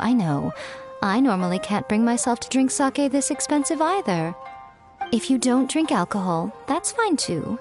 There are all kinds of fruit juices covering the whole price spectrum. Nico!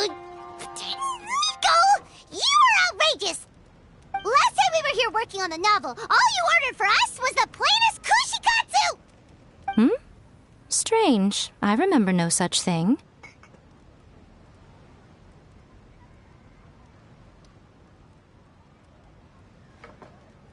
Oh, so what? You did offer to treat me to a meal, didn't you? Anyway, I am something of a VIP, you know. Wouldn't you find it embarrassing to treat me anything short of lavishly? Miko, this meal is going to be super expensive! Aren't you afraid we won't be able to afford it? Oh, don't you worry about that. You can most definitely afford it. They're still printing your light novel by the batch, you know. You have quite the generous payment due. What? Aw, darn it! She tricked us into this! Miko was after our Mora from the very beginning!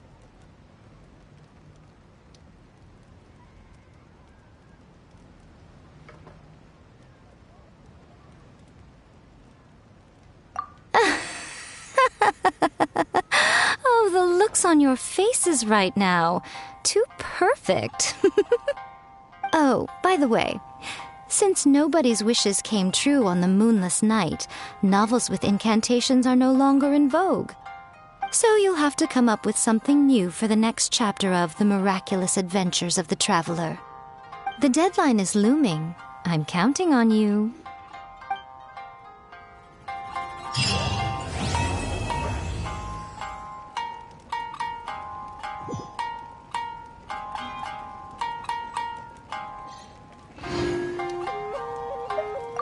Thank you for the meal. I thoroughly enjoyed myself today.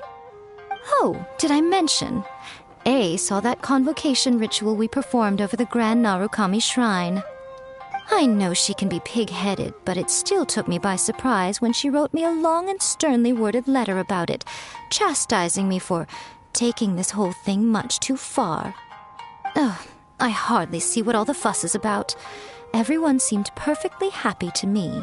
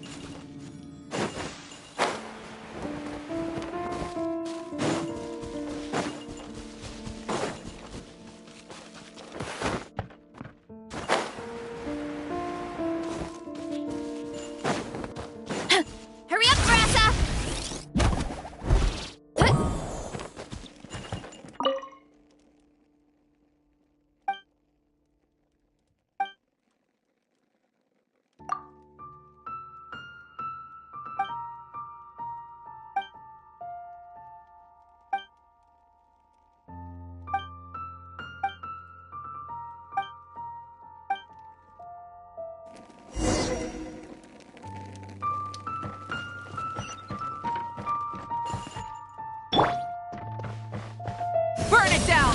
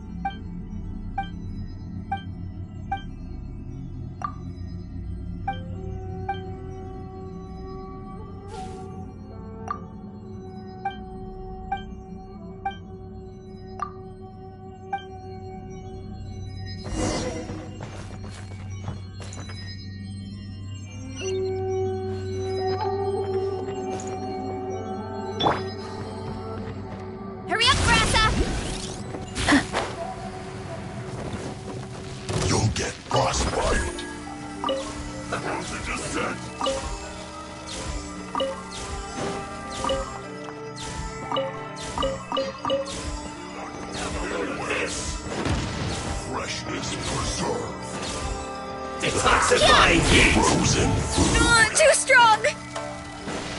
Final warning! Let's move! It's justice o'clock! Yeah! Boost! Yeah! Yeah! Too warm.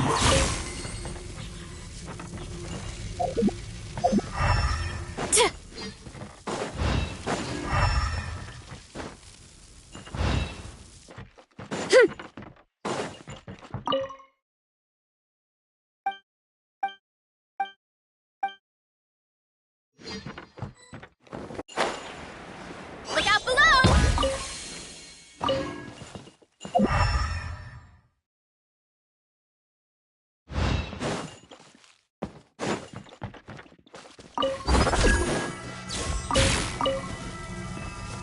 Hurry up, Brassa!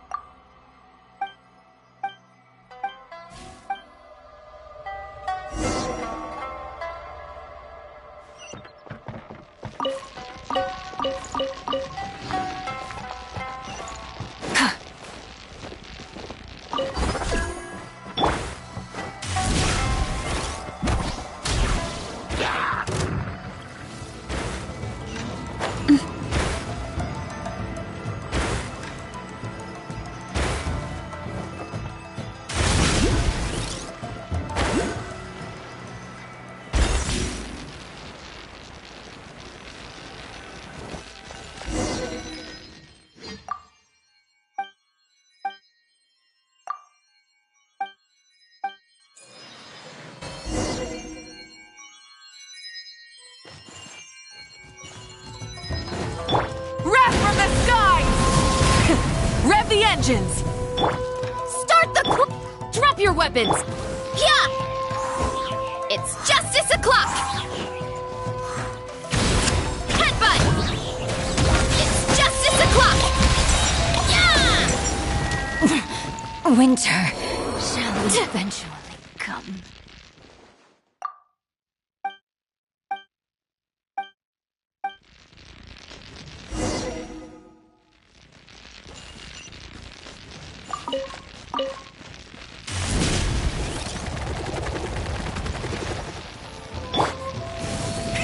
Rev the engines!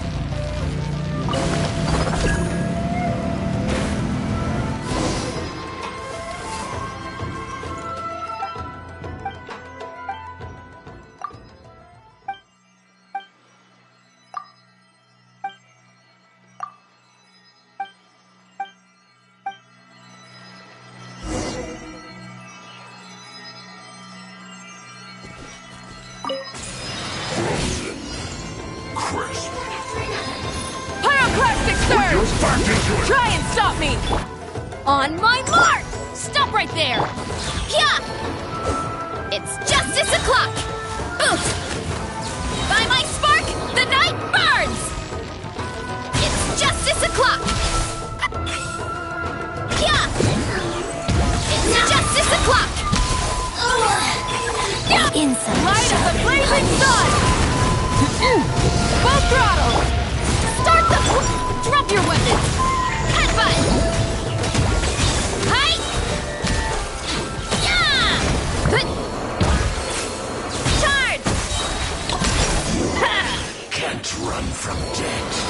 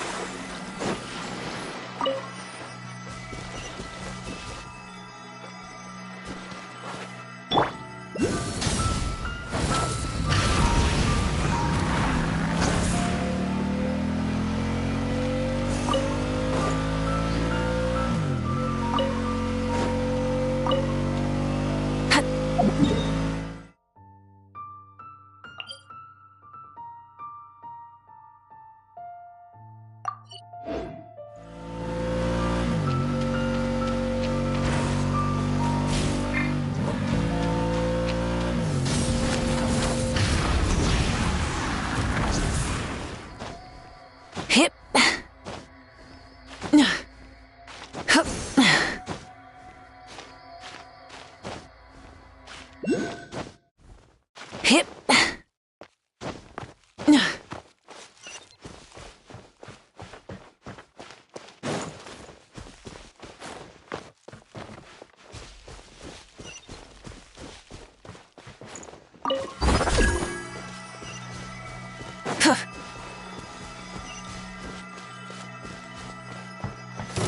Burn it down!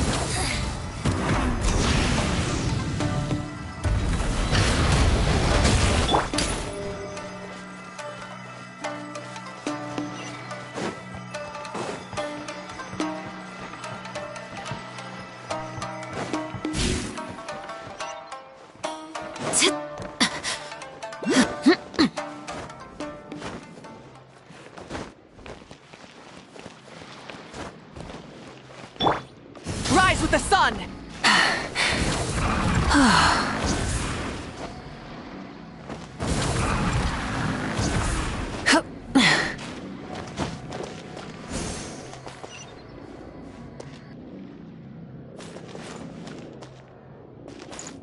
Light it up! Full throttle!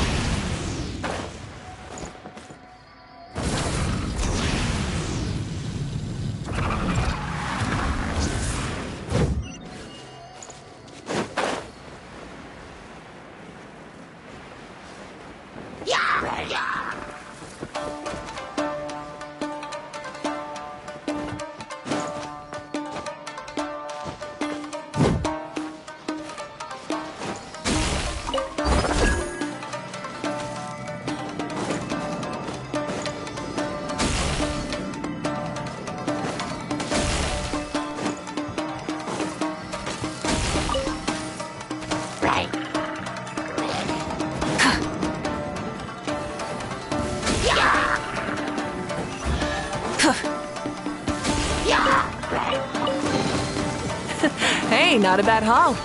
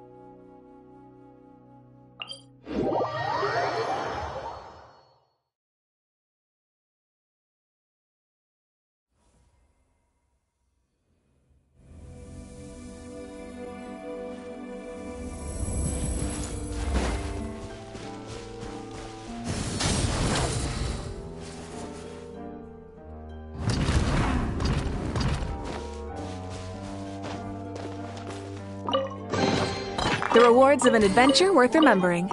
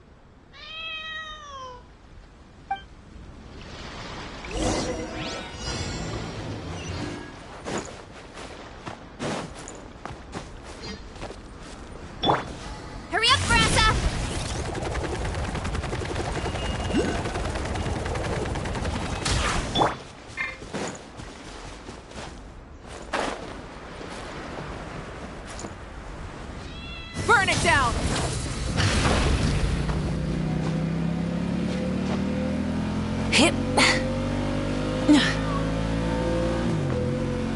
Hip.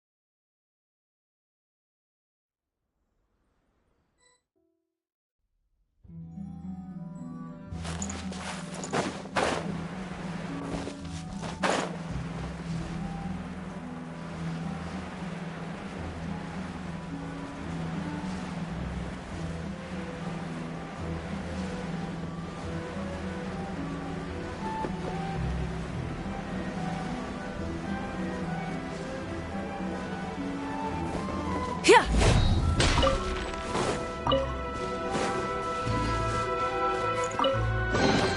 The rewards of an adventure worth remembering.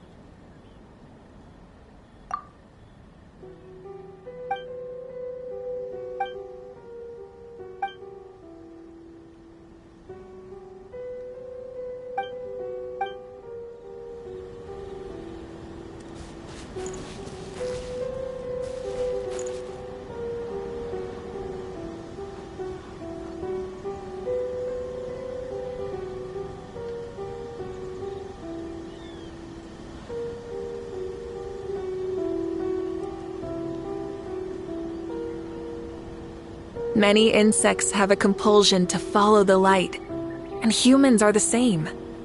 Except we call that light hope.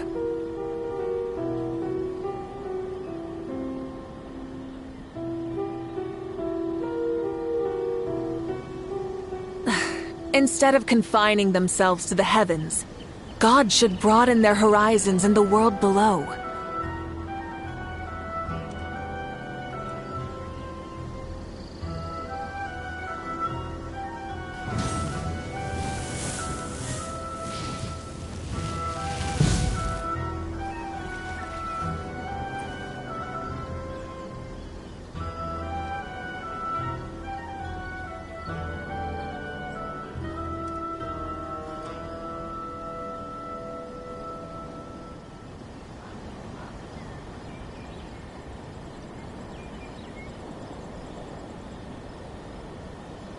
Many insects have a compulsion to follow the light, and humans are the same.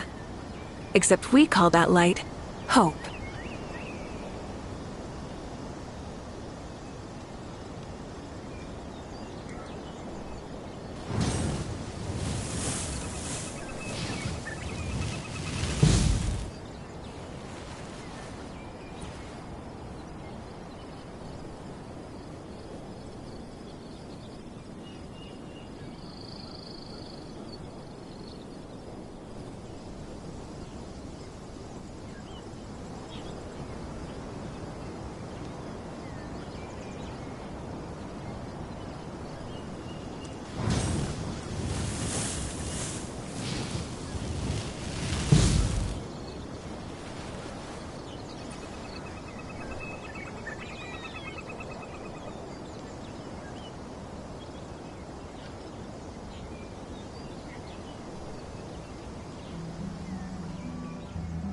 Exploration and trials. Adventuring is right up my alley.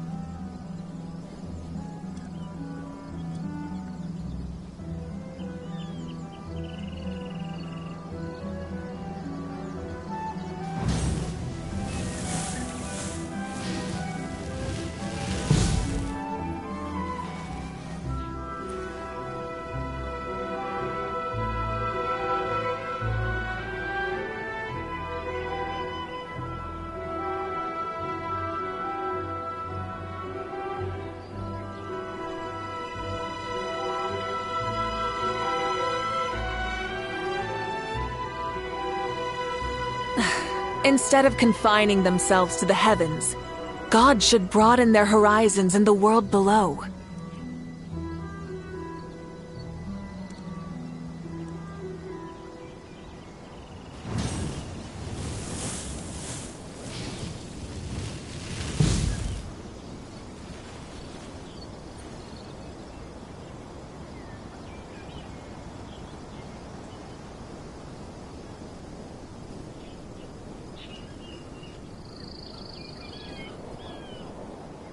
Many insects have a compulsion to follow the light, and humans are the same.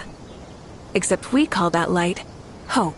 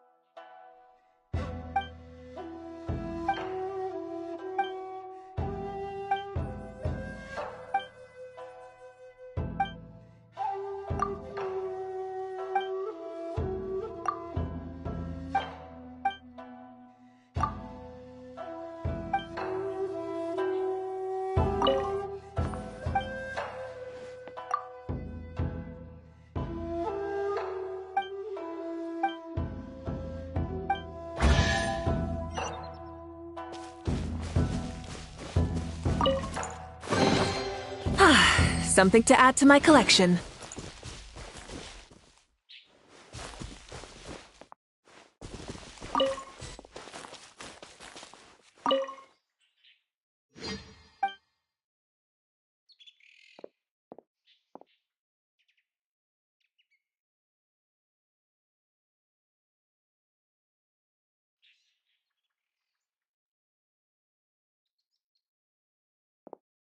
exploration and trials.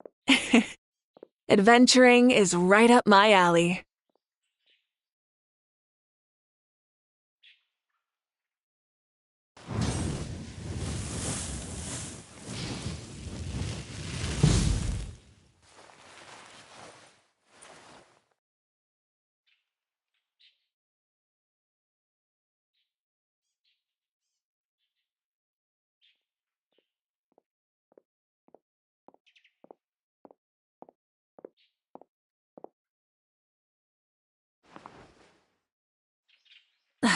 Instead of confining themselves to the heavens, God should broaden their horizons in the world below.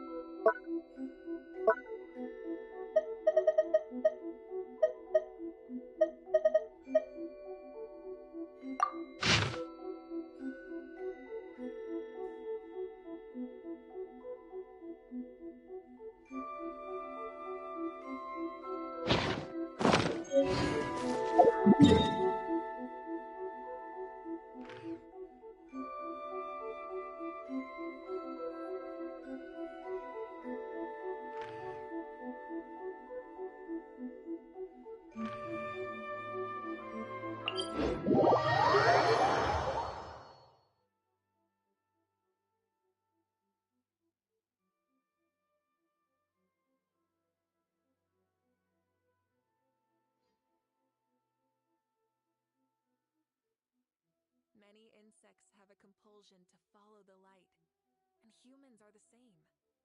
Except we call that light hope.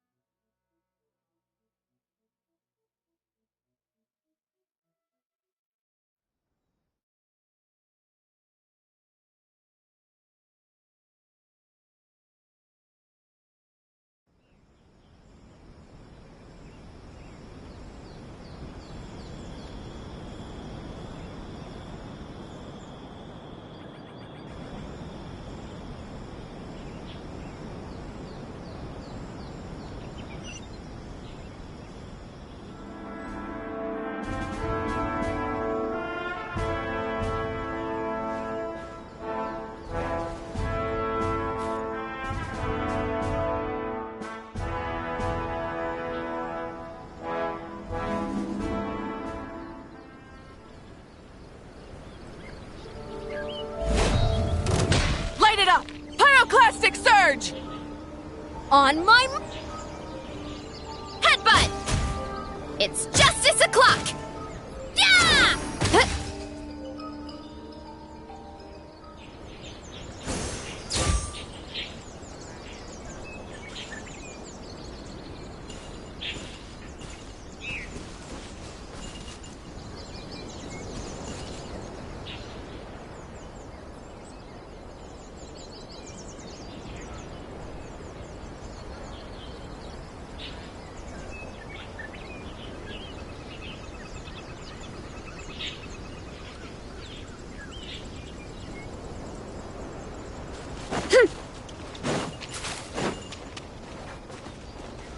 Let me try my blade.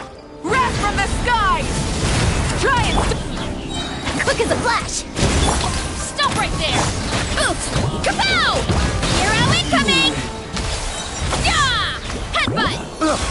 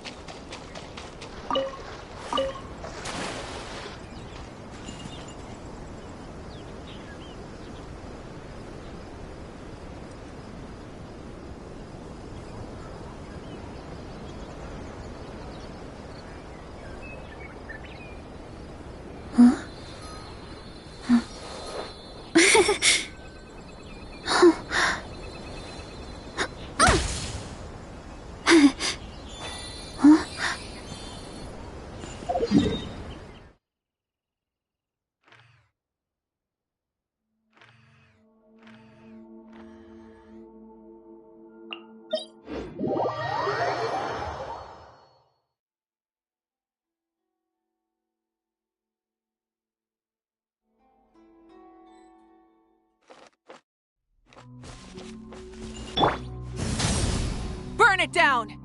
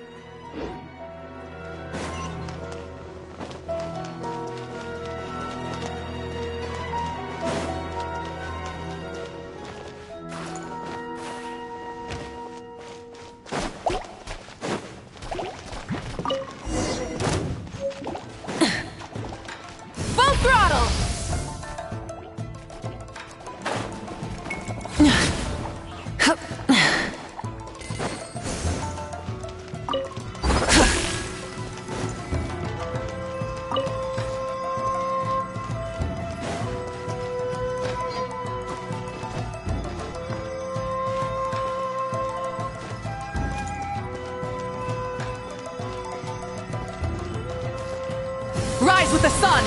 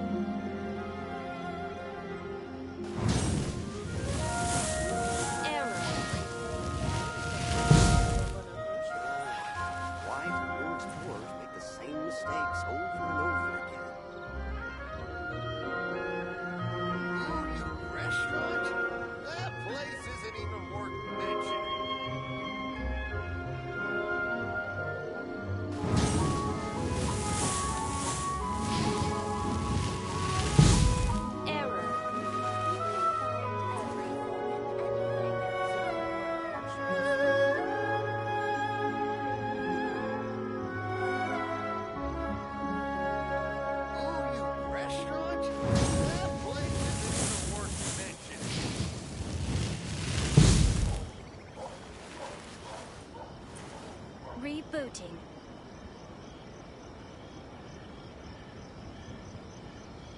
You can find everything and anything in Tsukimomono groceries.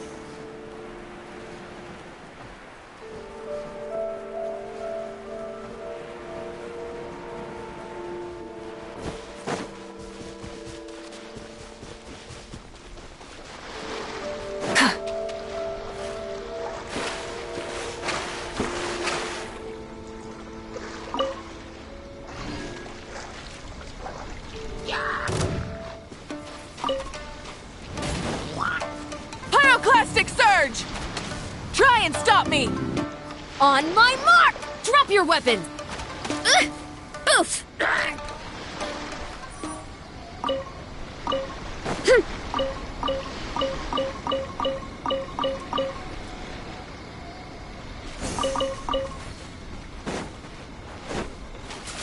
Hurry up, Verasa!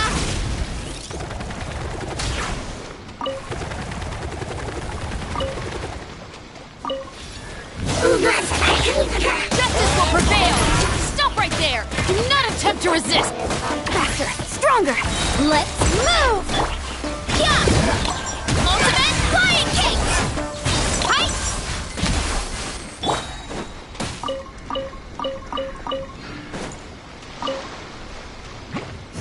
Light of the blazing sun!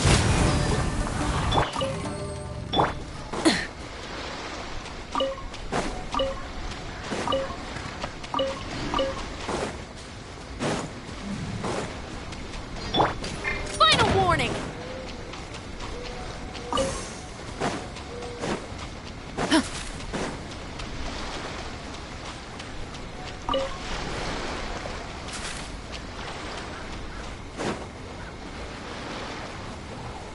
Drop your weapons!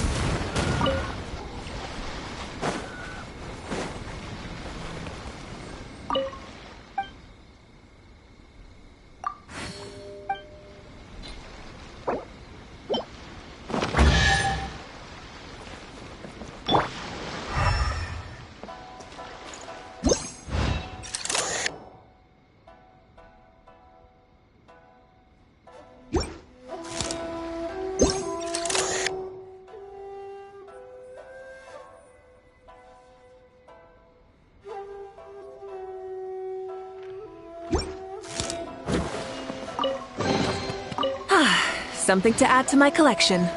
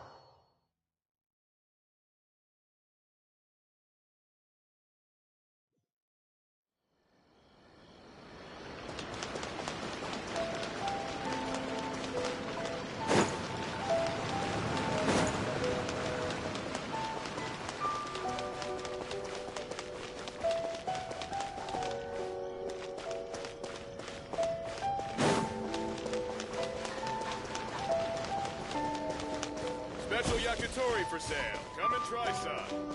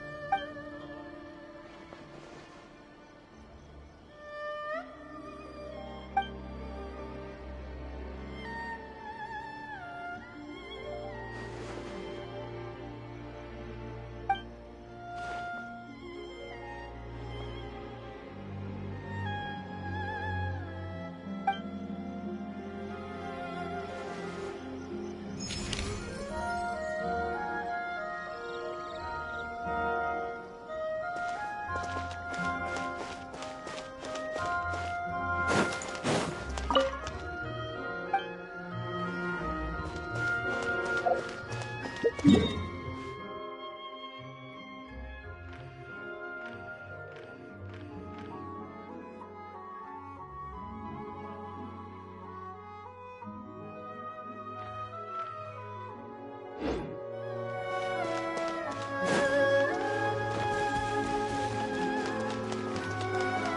other monumental changes could be lying just around the corner?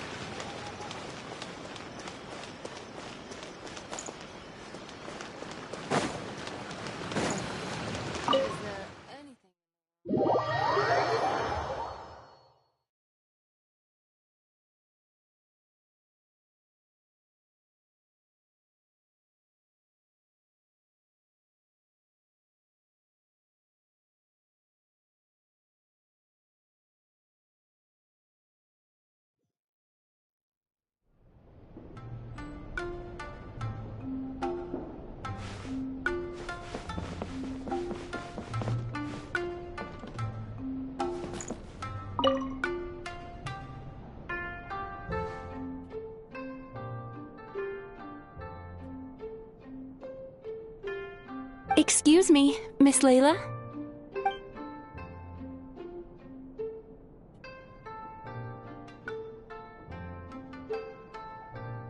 Miss Layla, shall we discuss this inside?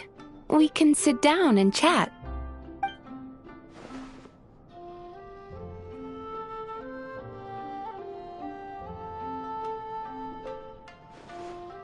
It's fine.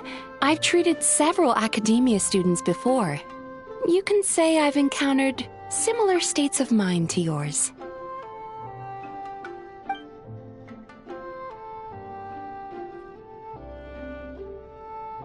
Yes, a scholar there once invited me to help treat his students.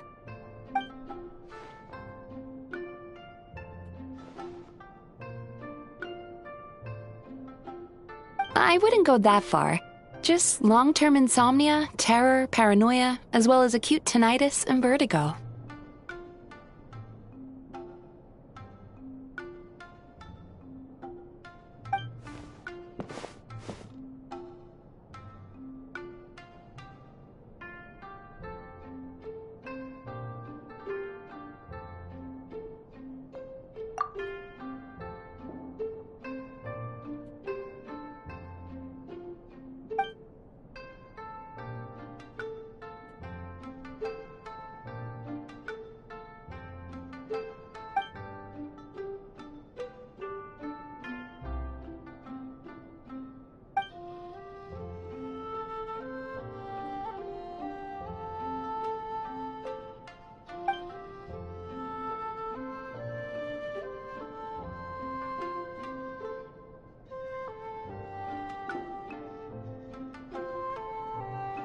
That's correct. I received a letter from Miss Layla's advisor in advance, with details about her situation and a request to provide therapy for her.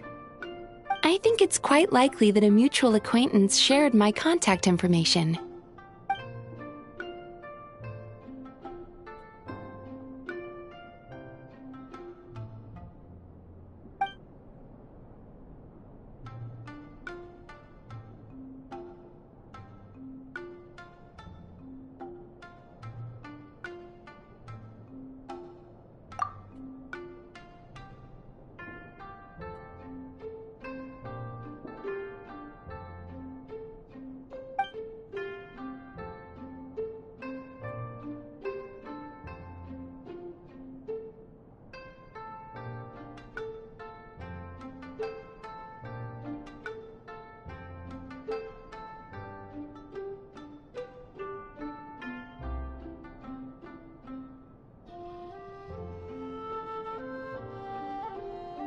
It's just as the letter said.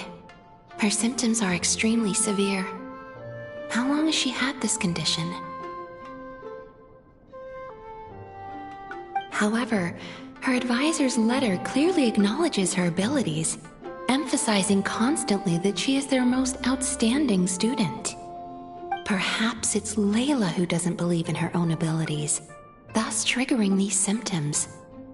Evidently, a more thorough evaluation is required.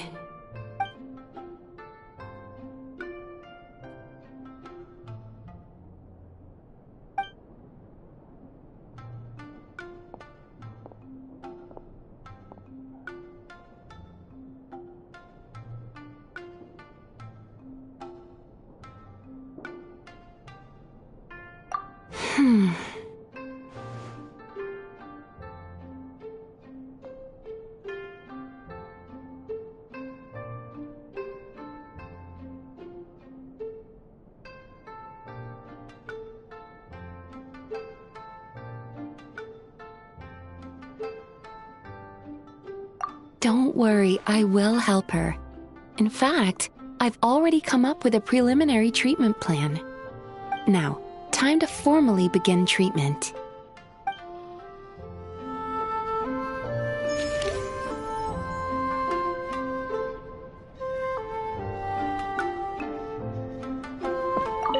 Don't worry, I will help her. In fact, I've already come up with a preliminary treatment plan. Now, time to formally begin treatment.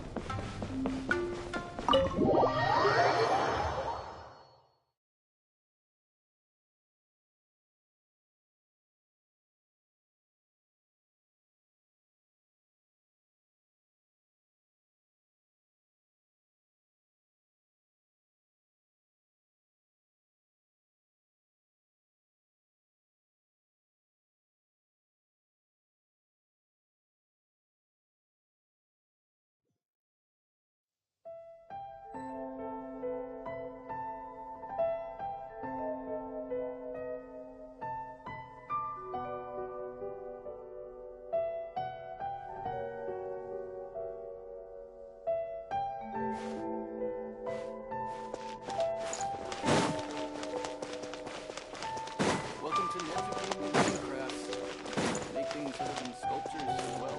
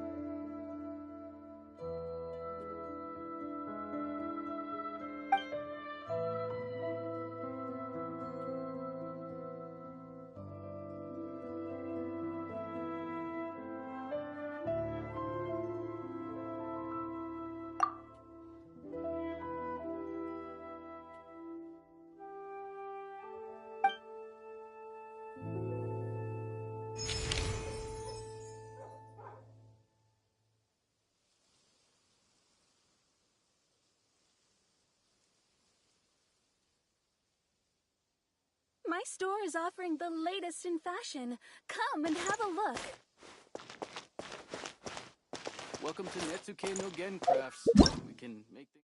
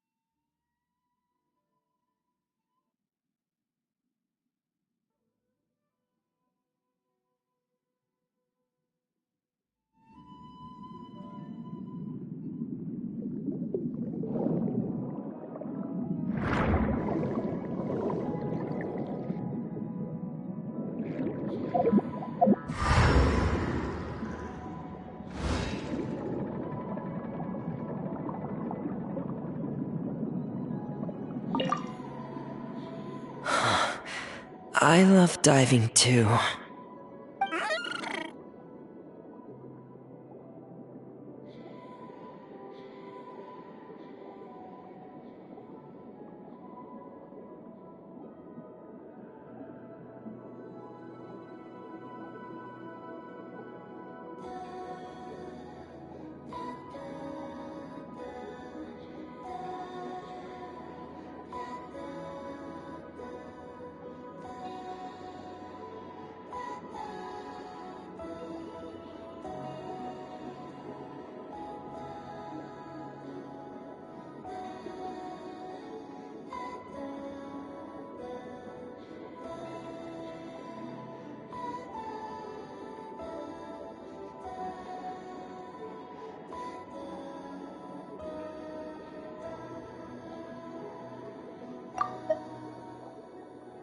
Oh, hey.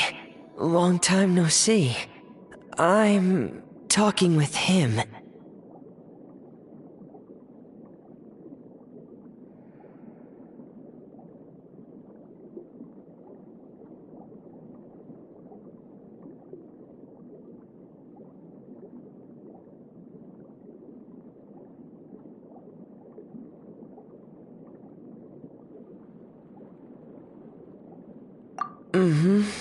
It might seem... really? I thought that was... something that only happened in picture books.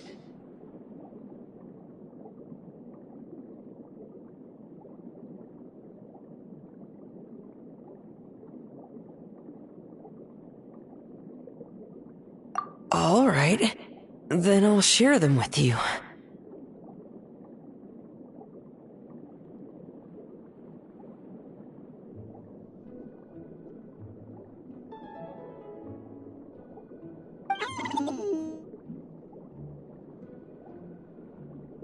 Oh, you want to hear them too? Okay, listen closely.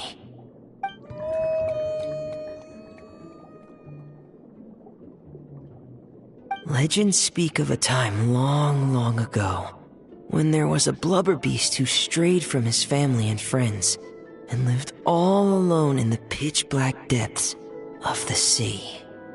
Even as he bravely lived on in solitude, he kept searching for his family, until one day, a diver who loved to explore found him. The blubber beast had never seen a human before, and was scared at first, but the diver gave him lots of food, and promised to return the next day.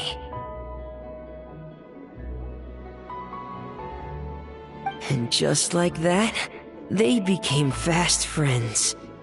Every time the diver came, the blubber beast would happily dance and slap his belly, singing the songs of the blubber beasts. The diver also adored his round belly, and could never resist giving it endless belly rubs.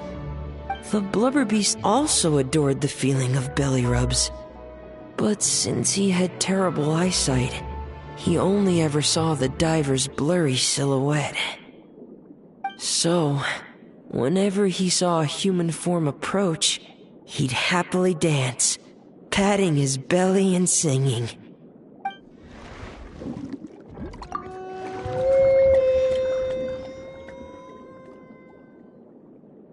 Oh, good boy. Here, have some fish. I just caught them, so bon appetit.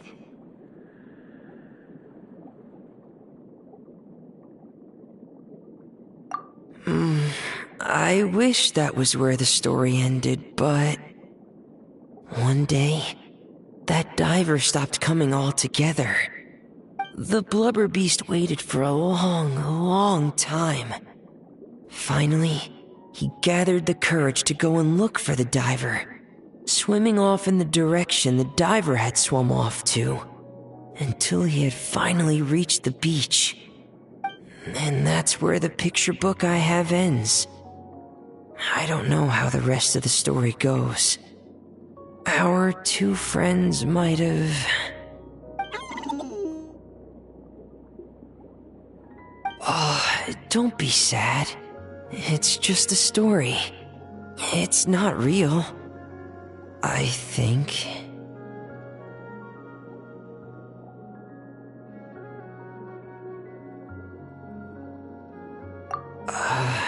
Yeah. I'm sure it will.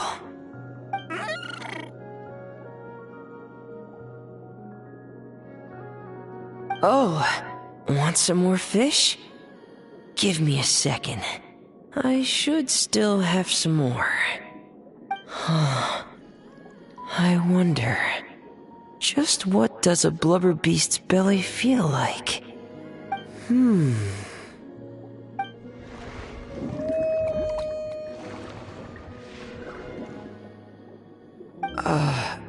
So...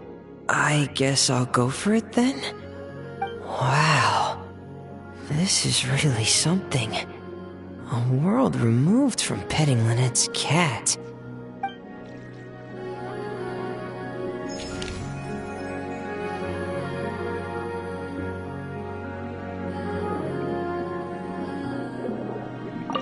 Wow. This is really something. A world removed from petting Lynette's cat.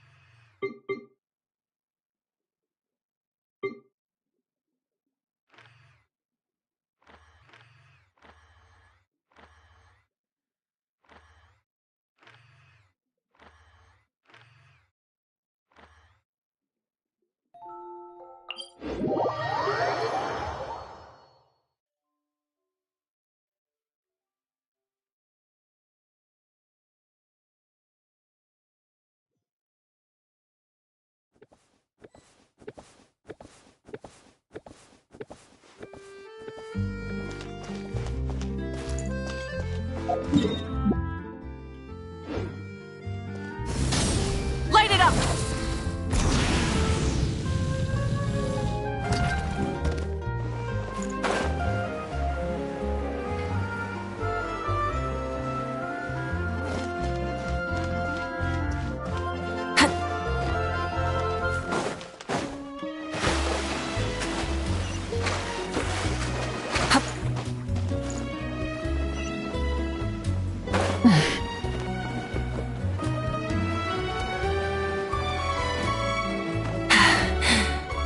Phew.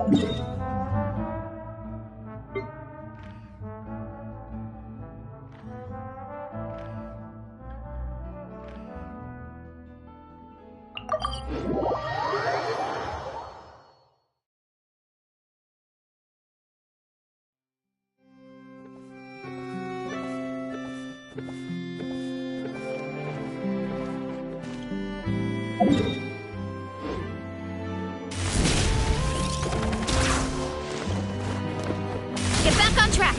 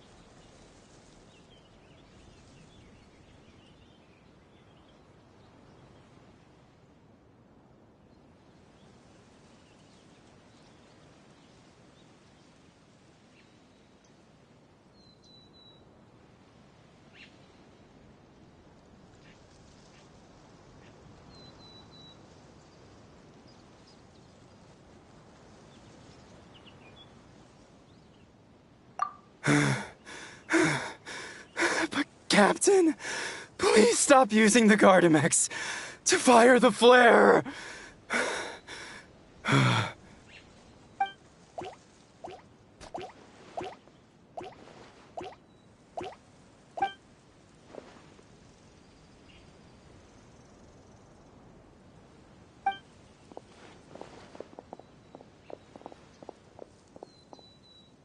Captain, please have mercy.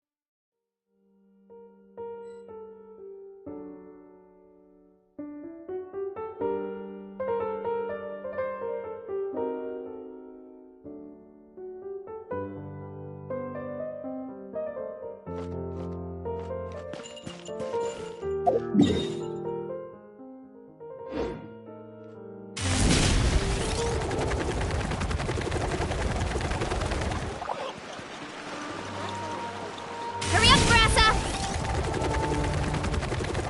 Hut!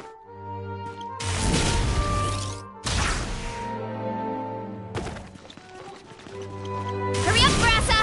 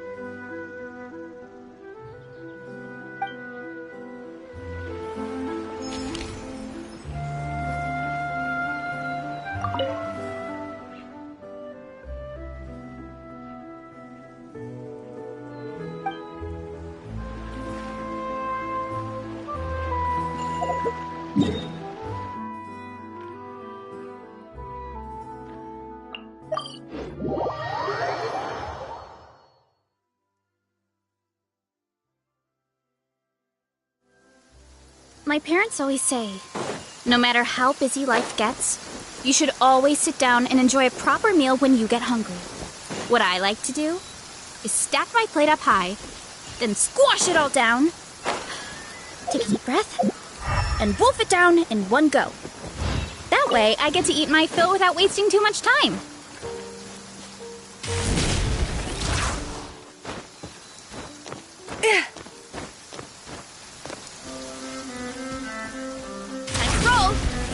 on track.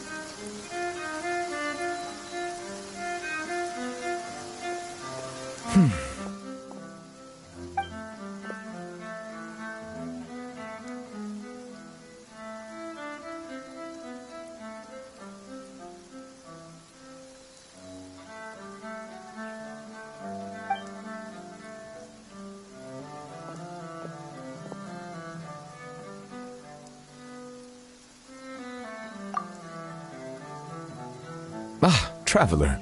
Hello to you as well.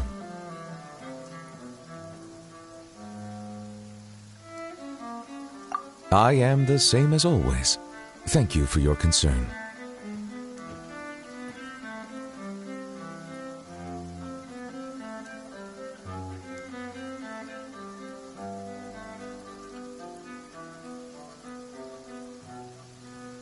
Yes, you noticed.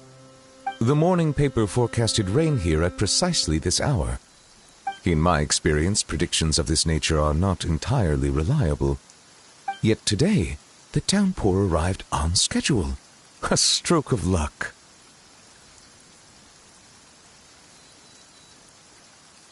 Thank you.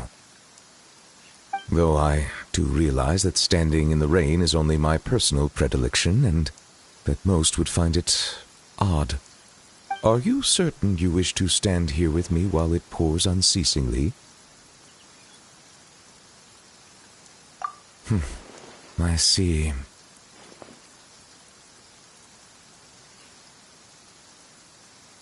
Yes, I recently overheard a few Melusines complaining that the weather seemed to be conspiring against them. For instance, whenever they carry an umbrella with them, hardly a single cloud shows itself. Yet when they gamble on sunshine, a downpour awaits. Naturally, I know that there is no causal relationship at work, having personally tested the theory. And, well, put simply, it didn't hold water. Yet the fact you brought this up now makes me wonder. Perhaps today's rain arrived thanks to you.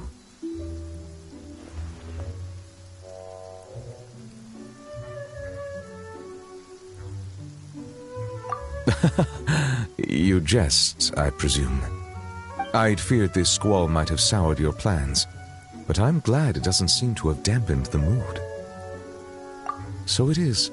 One's thoughts drift easily while standing alone in the rain. For instance, I am currently pondering how the raindrops that descend from the skies and the bubbles of air that rise from the depths broadly fall under the same category of phenomenon. Do they not?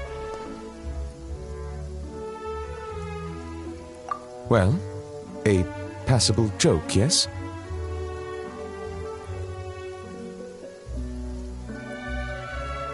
Very well. Your feedback has been noted. I am glad to have received your acknowledgement.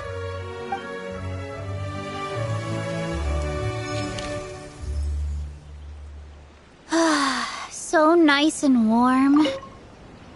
I am glad to have received your acknowledgement.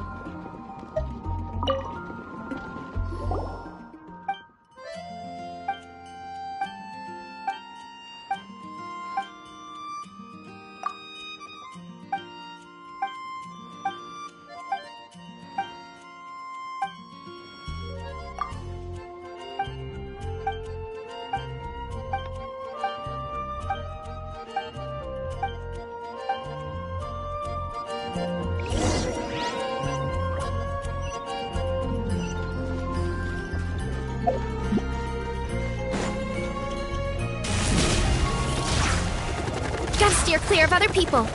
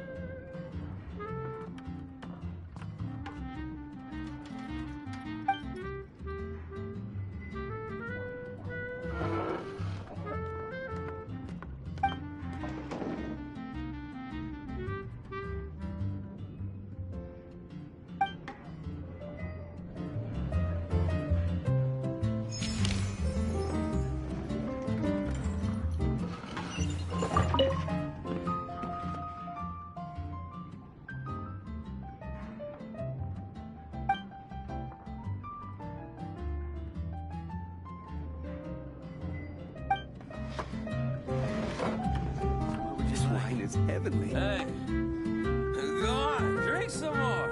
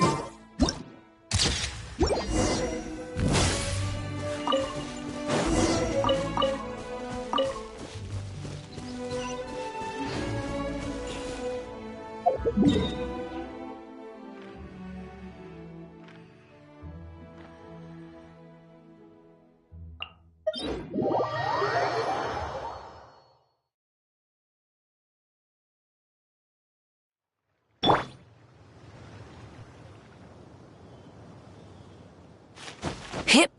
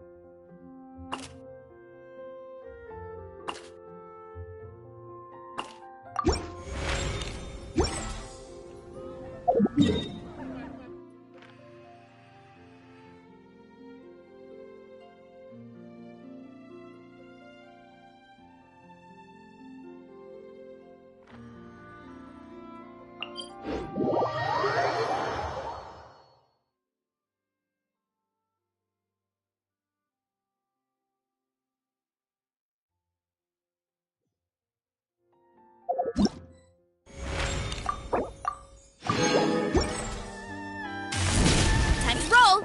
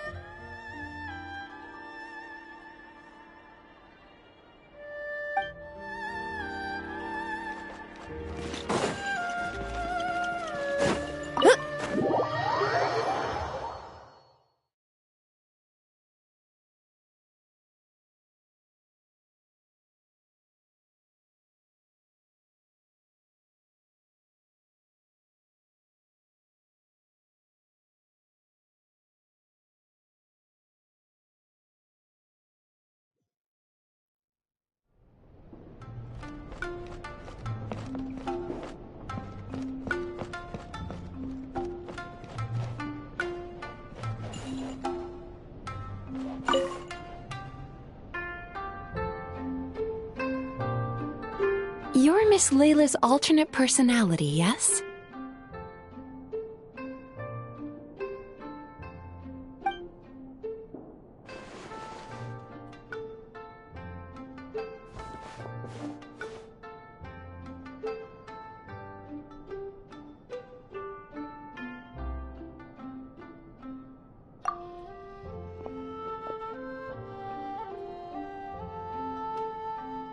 Your personality is the opposite of Miss Layla's. Almost like a mask worn over her original personality.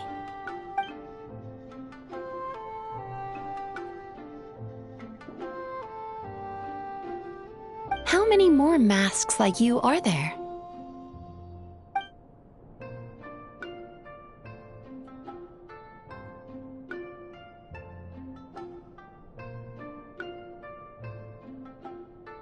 My response depends on your answer, so please do so. But let me be clear, lies are of no use here.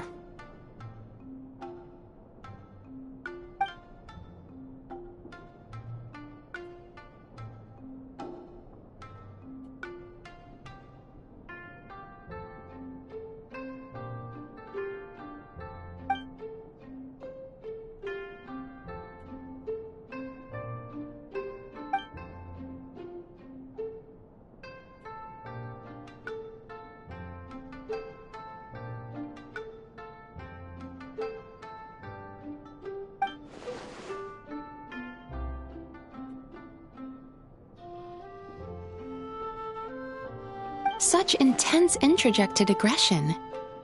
Does Miss Layla rarely receive positive feedback in her daily life?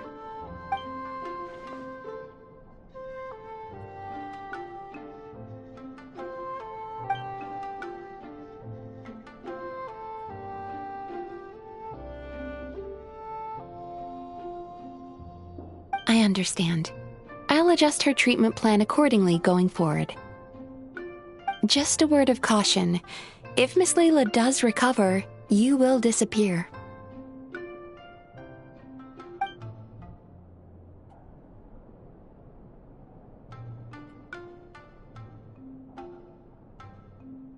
Huh?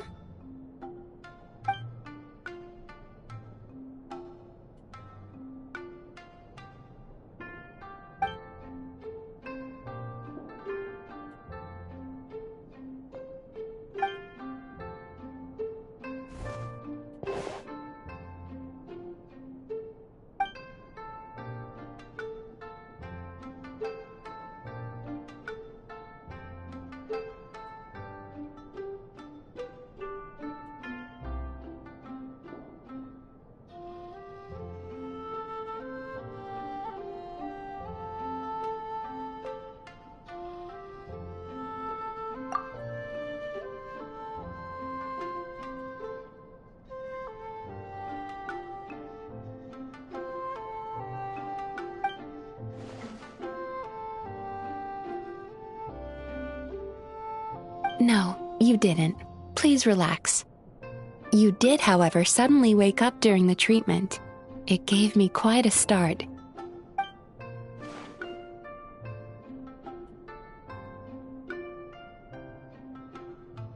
In that case, how do you feel now after that little rest?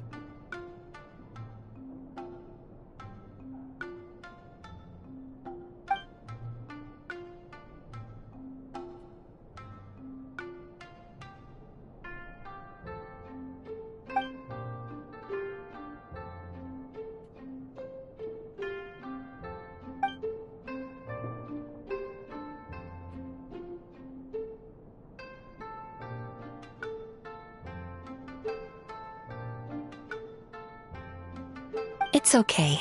That's enough for now. Dreams are cherry blossoms carried by a swift current. Thinking of them fondly from time to time is fine. But should you try to reach out and grab them,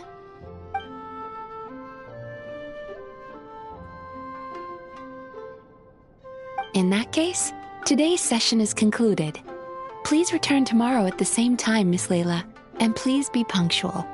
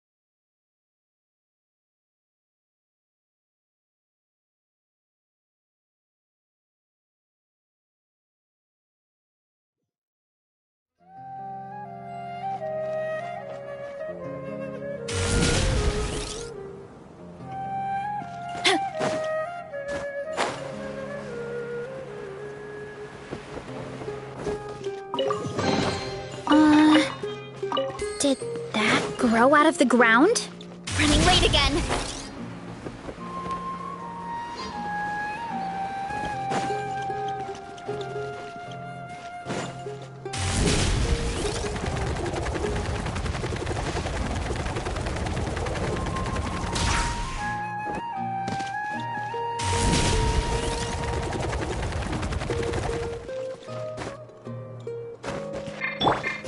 the sun!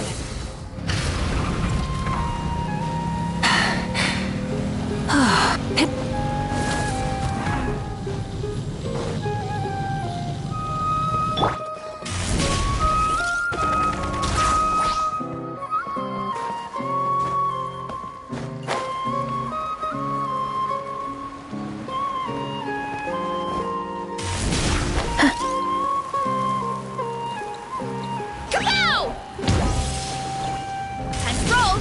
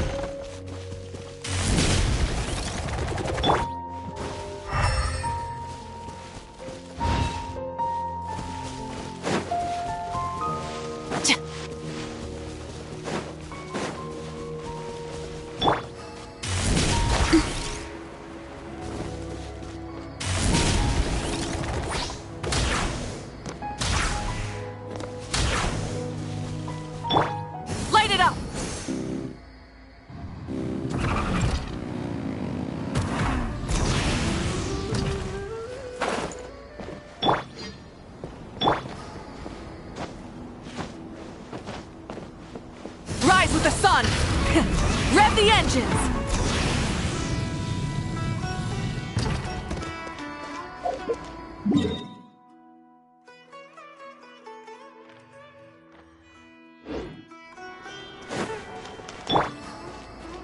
Time to roll!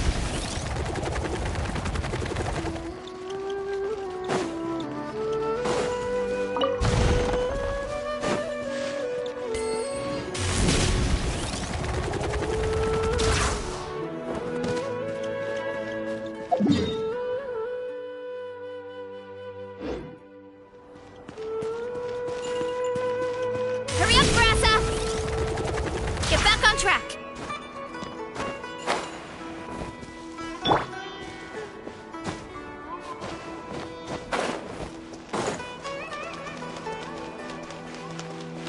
Burn it down!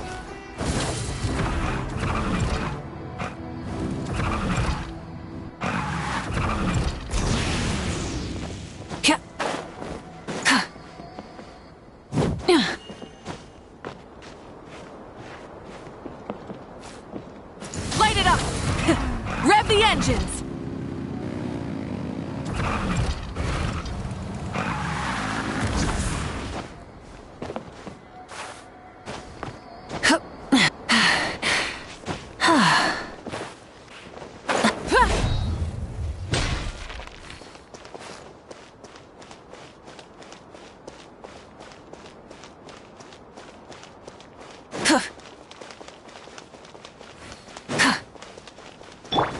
Running late again.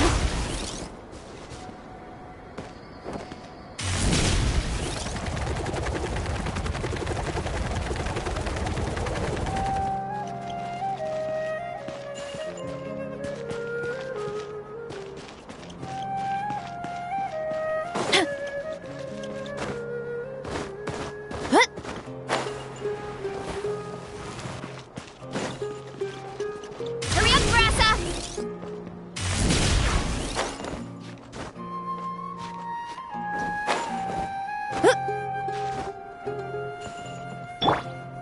Rise with the sun!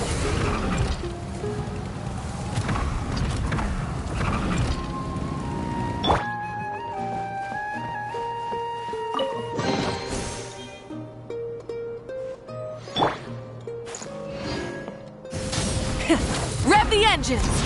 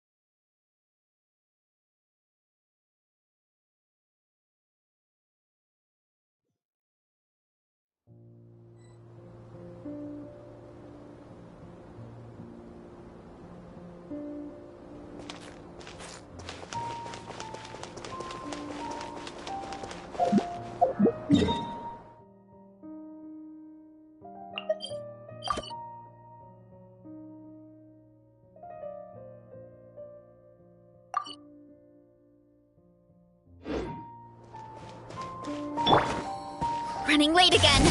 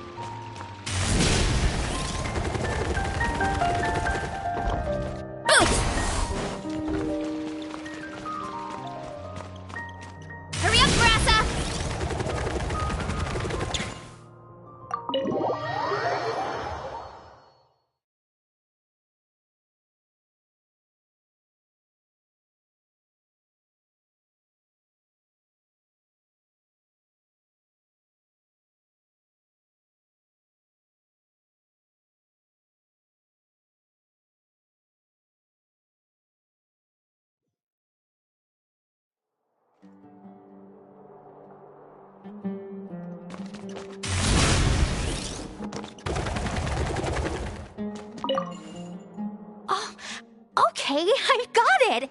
Thank you, Kale.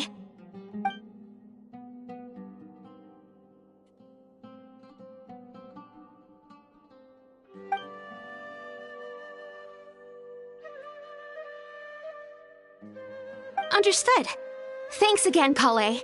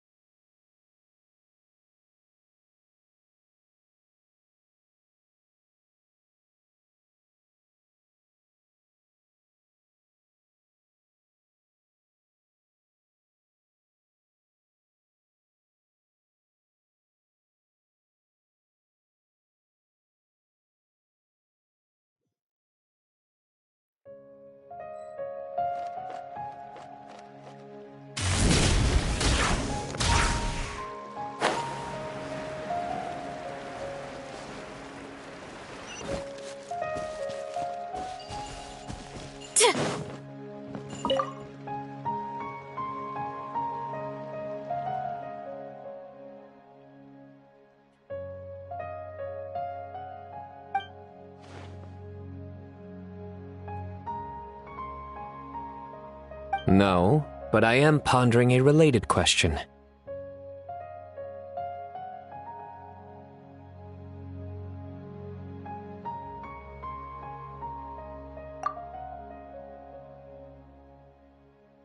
It's you, Traveler. That joke wasn't bad. Allow me to soak it in.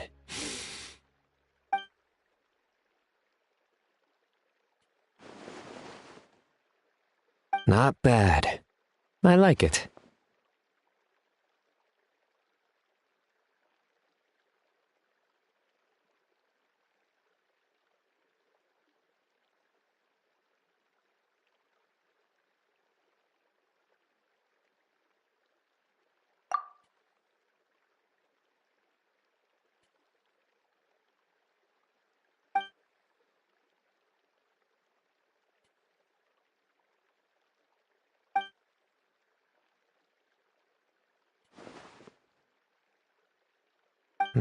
Not bad. Still, it's a pity. I haven't found any Muse shrooms yet.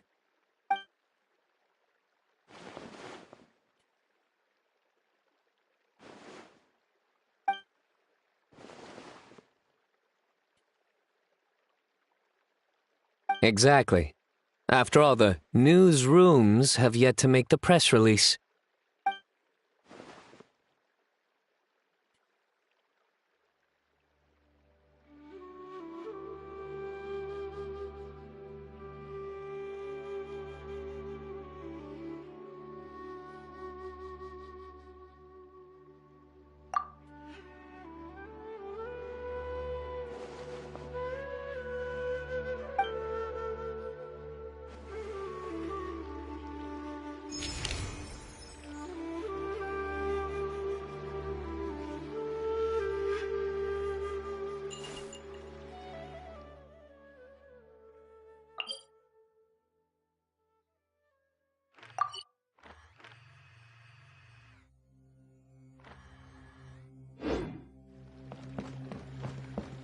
Hurry up, Grassa!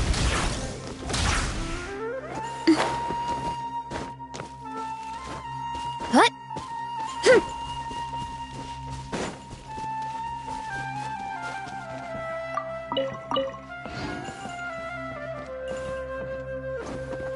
Kapow!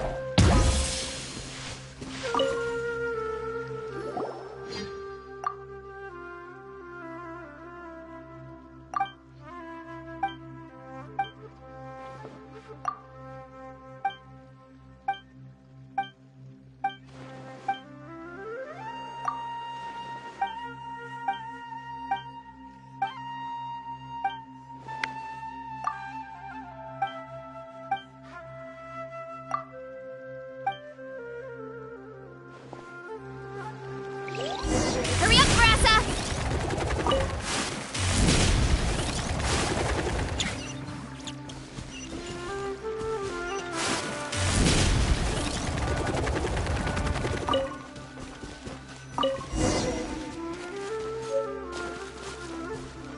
Running late again.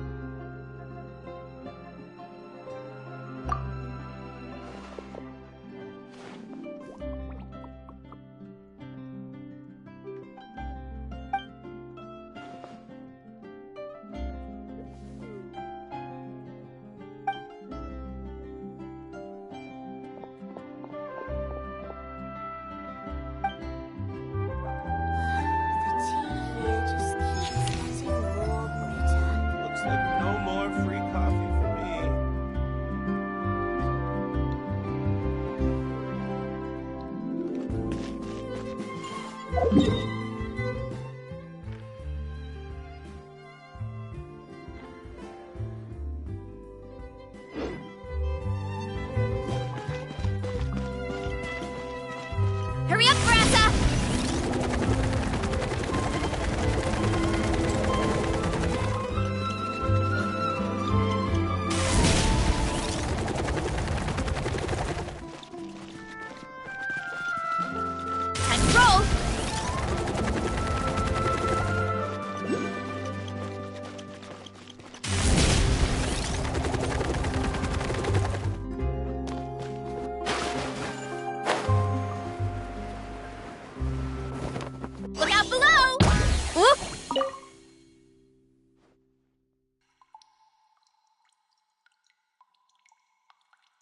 So, you recommend Chioria Boutique's seasonal children's clothing line?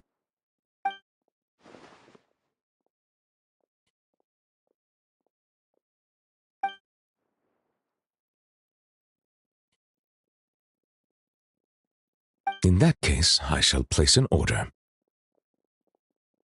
Greetings, traveler.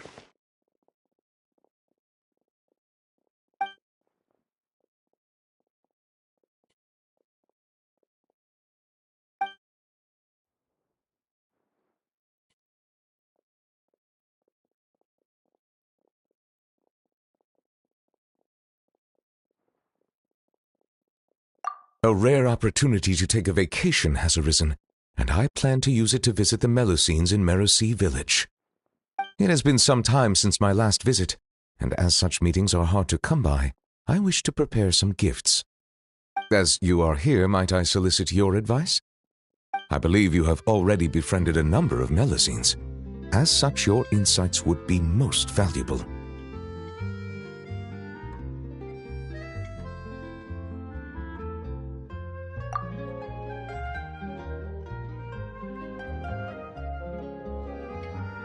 Indeed, given the environmental variations there, some waterproof paints would make a good gift.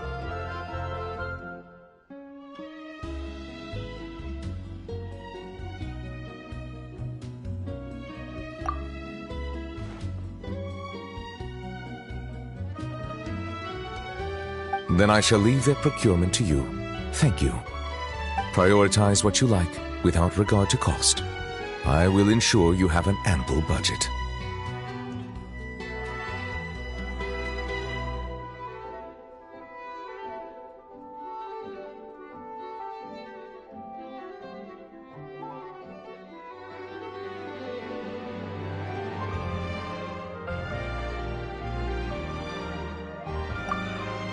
Oh, I fear my culinary experience only extends to making soups. Sidine, are there any foods particularly popular among the Melusines recently?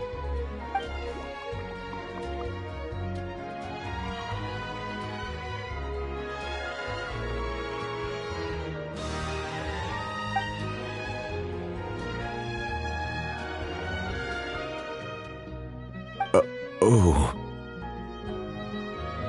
I understand. Everyone has different tastes, and in the interests of fairness and justice, we should have prepared a greater variety of gifts from the start. It is decided. Every one of those ideas shall be adopted. Thank you both for your suggestions. Once the purchases have been made, I will have someone package them up and send each to their respective recipients. Sidine, I believe your delivery address is still the Palais Momonia, yes?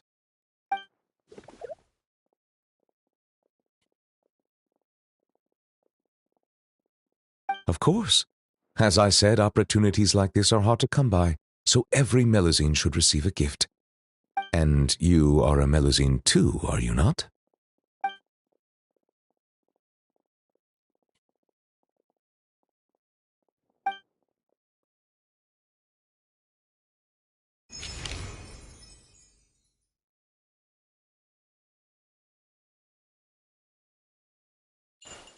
Being skilled at something doesn't make it a hobby.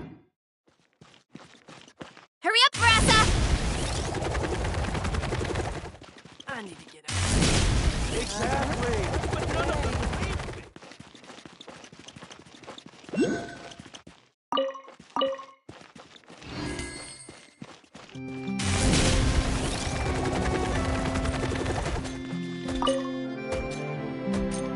I'll expedite it, but custom-made clothes normally take longer to make. Should you leave before they're ready, I'll ship them to you via Komini Express.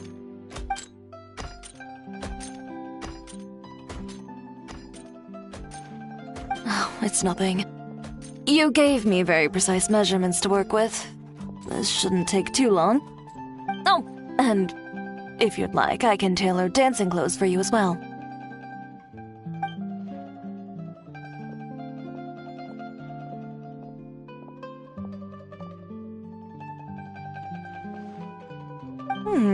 Is that so? Yet your eyes lingered on every single article of dancewear in my boutique. If I'm not wrong, you favor satin? With wave motifs and shorter hems? With ties on the wrists and sashes at the waist.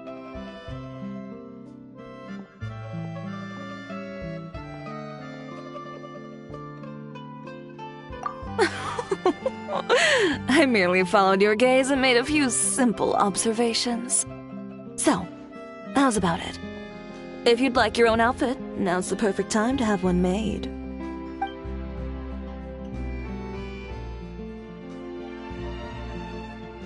Short on moral.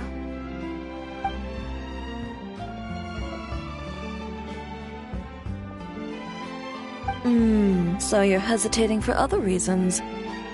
Do you have any coins with you?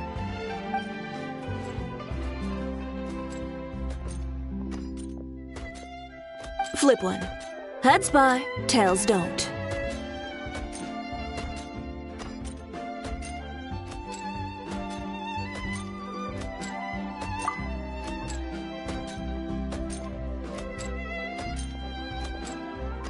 Toss it. Now, the moment you do so, you'll know what your heart wants.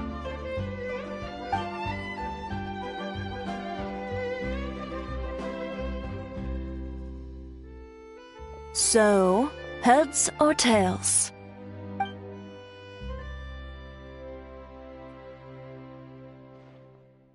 You needn't look. If right now part of you was whispering, please be heads. It's time for you to buy yourself a new outfit. Don't miss out on something you truly want because of some meaningless concerns you may have.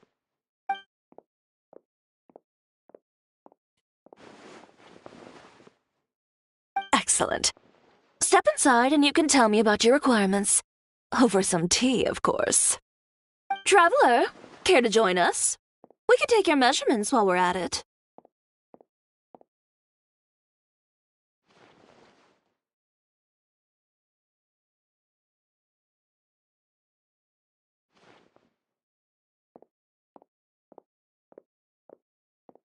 Suit yourself. Just drop by during our normal operating hours when you'd like to place an order. I trust you know when those are by now. Ms. Dia, this way, please.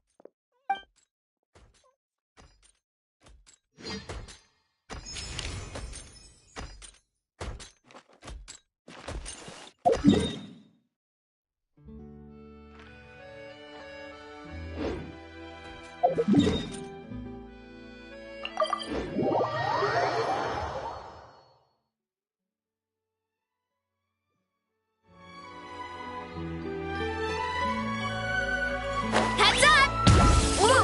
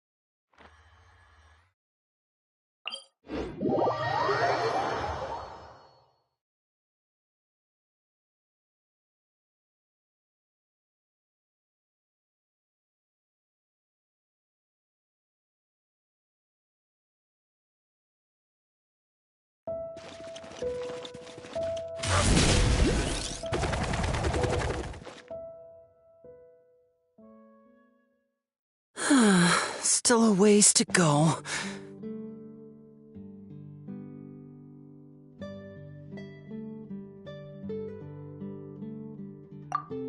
Traveler, I never imagined I'd run into you here.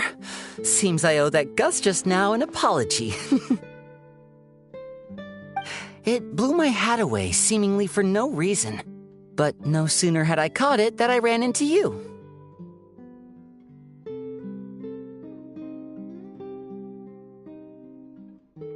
Yeah, there's a researcher I'm looking for. One who's also interested in magic. He said he'd like to talk shop with me. Word is that he's invented all kinds of fantastic devices that are perfect for some truly amazing tricks. For example, he once made a miniature thermos that he kept stuffed up his sleeve. All he had to do was twitch his finger to activate the mechanism, and voila! The ice within would slide down and out through his sleeve. The ice trick, one of his myriad magic tricks.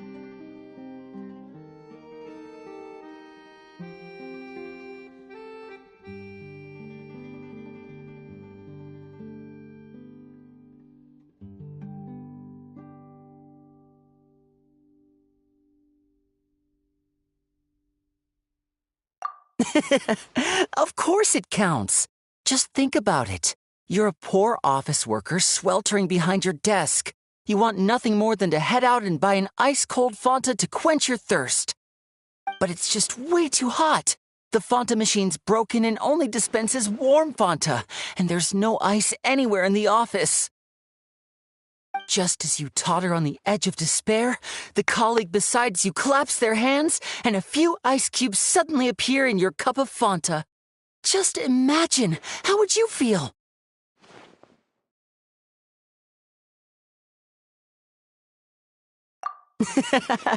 Now you get it. That's what he researches. Close-up magic for daily use. That's why I'm paying him a visit, too.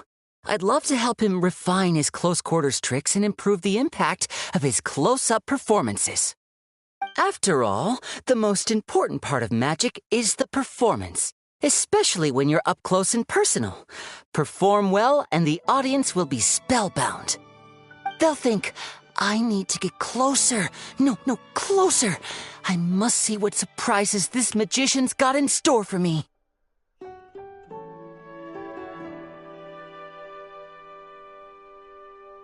Here, this is for you, to commemorate our meeting today. Thanks for playing along. You truly are the best audience I could ask for. As long as you're beside me, I know even the thorny tricks will go off without a hitch. Uh-oh. Would you look at the time? I'd better not keep our man waiting. See you next time.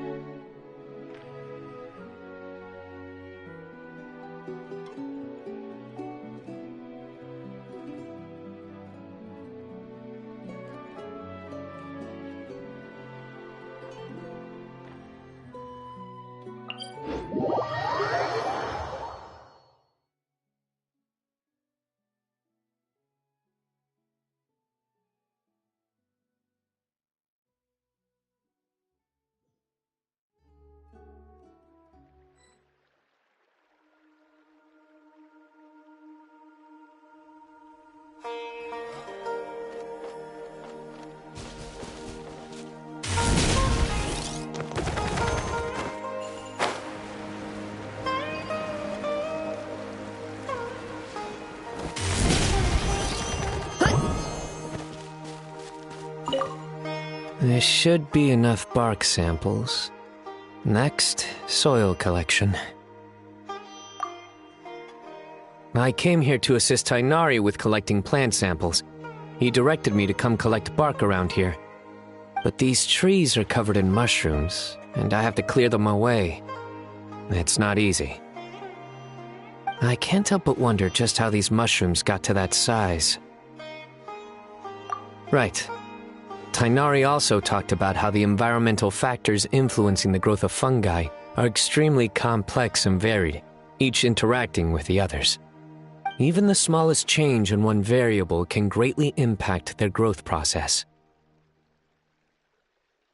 No, I've simply been pondering a question these past few days. Do you know why fungi only grow on trees and not on grilled meat? Because that's what they've always done. They're all vegetarians.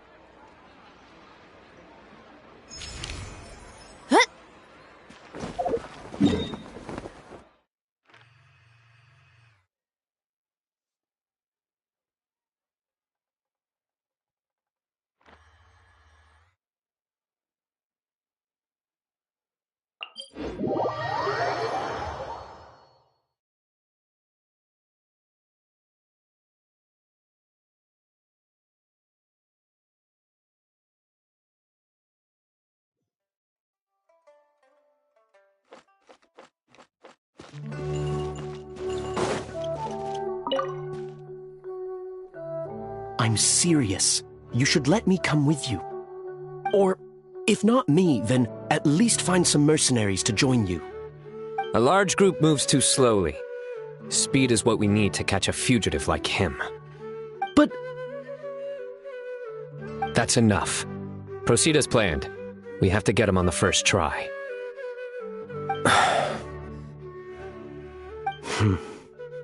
Yes, General Mahamatra.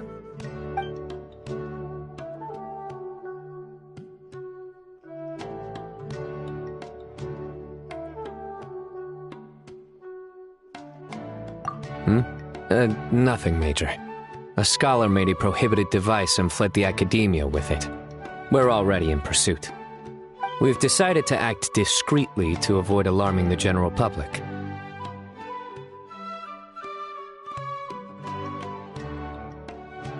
Affirmative. The plan is all set. Other Matra will prepare the trap, and I will go alone and drive him into it. He's cunning. He's already outwitted multiple Matra tracking him, and some sustained significant injuries. But he won't escape this time.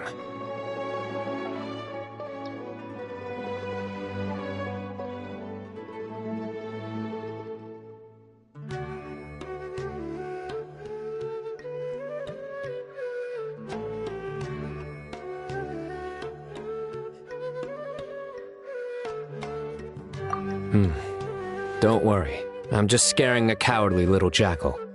It'll jump into the trap on its own. If it resists, then the sands will claim it. It's fine. I handle cases like this all the time. There won't be any surprises.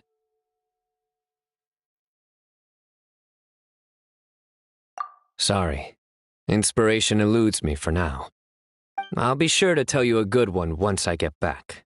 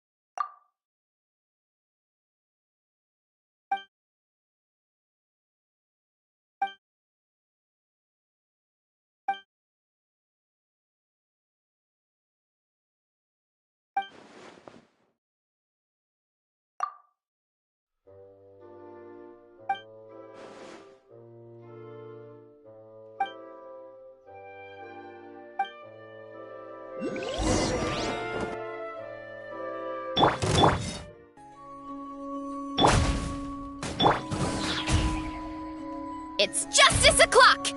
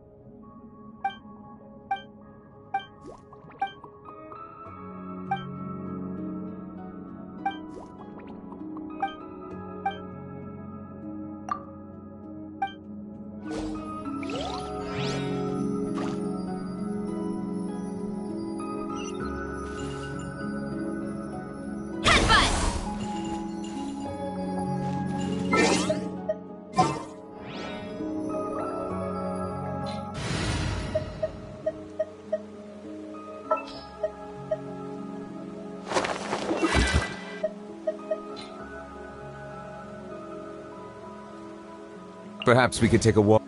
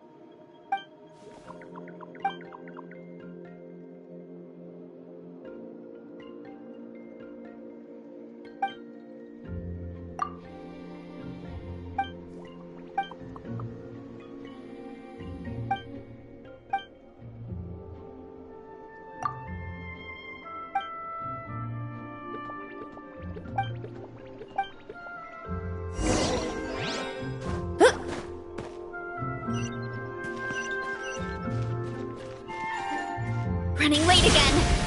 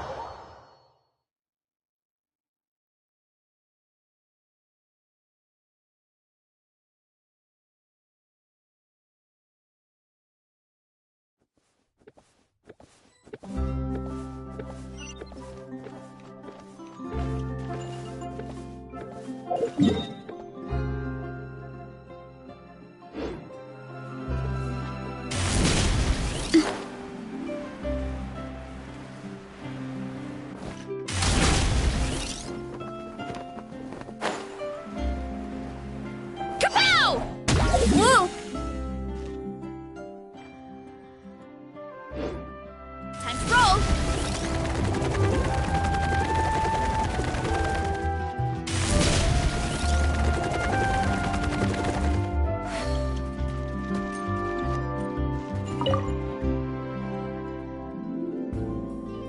You don't need any kind of camouflage. People from everywhere in all walks of life congregate there.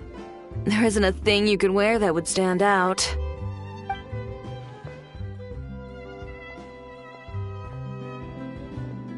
You'll freeze to death.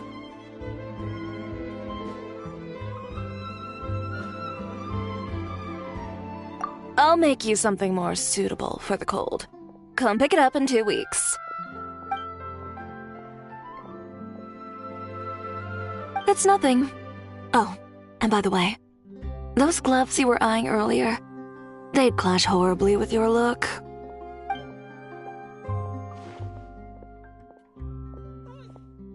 And you won't accidentally bump into Clarand in my shop either.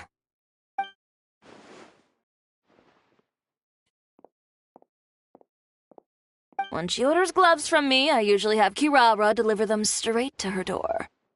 The only person you'll meet camping here for her is Chevreuse. Perhaps you've a taste for the Special Patrol's hospitality?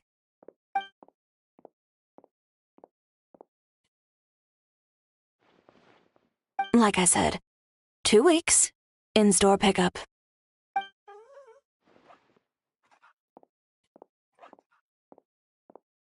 Traveler, sorry to keep you waiting. If you'd like to buy something, just say so.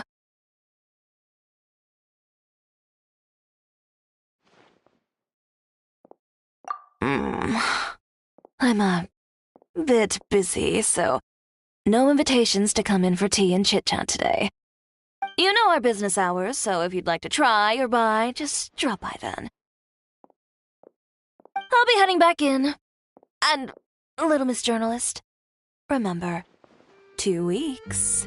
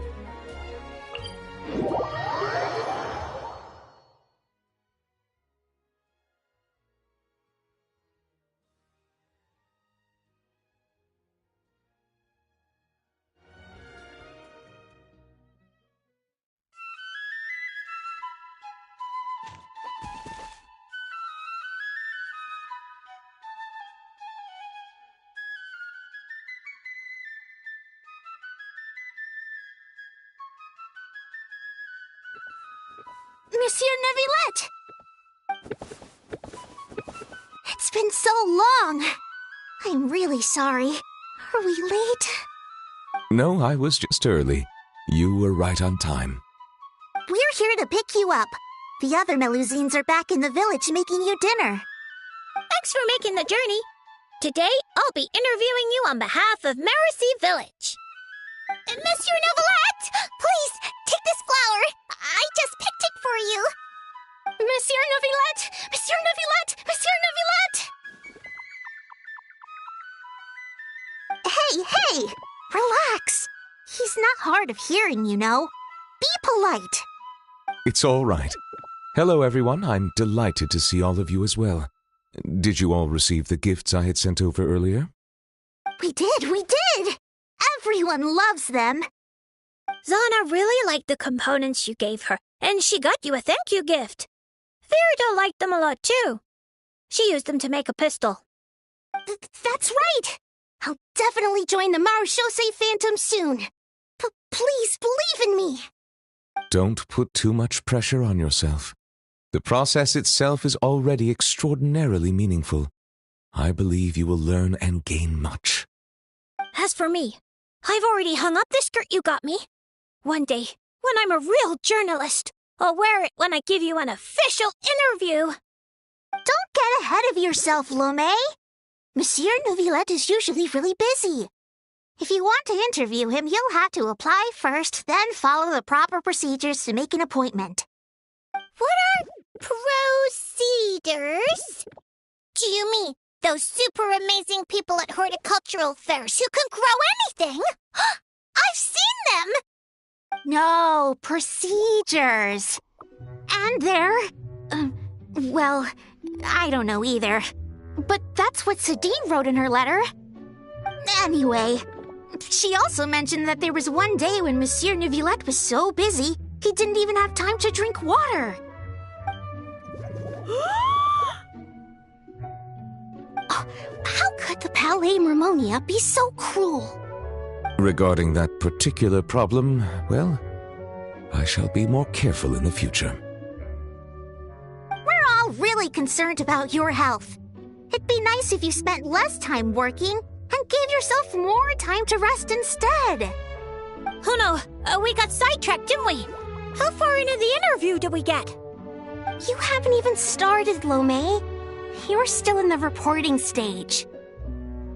All right. No, wait, that's not right. I still have a ton of questions.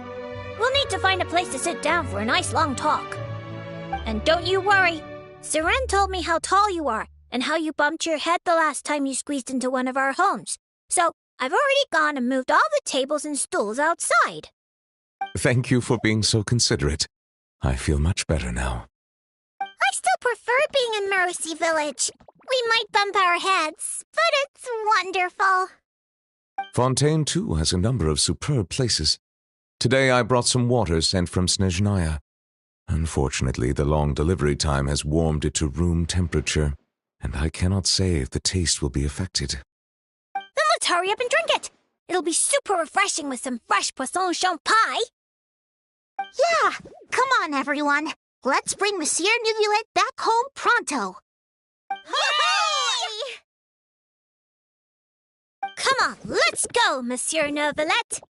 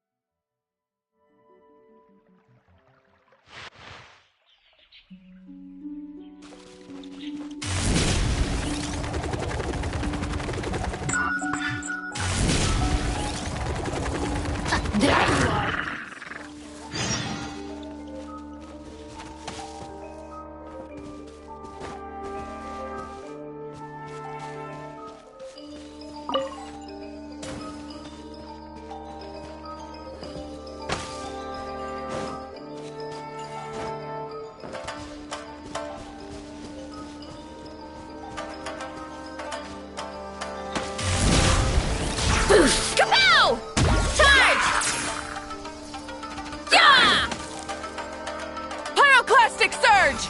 The more, the merrier.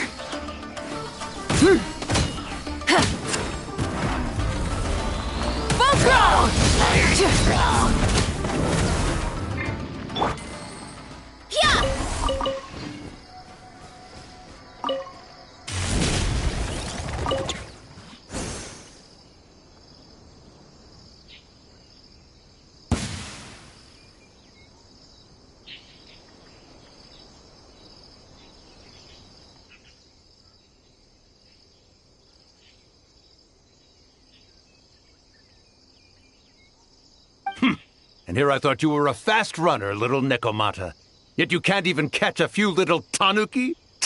Youth these days, no discipline at all. Oh, the hide-and-seek master has shown himself. Ask him for lessons.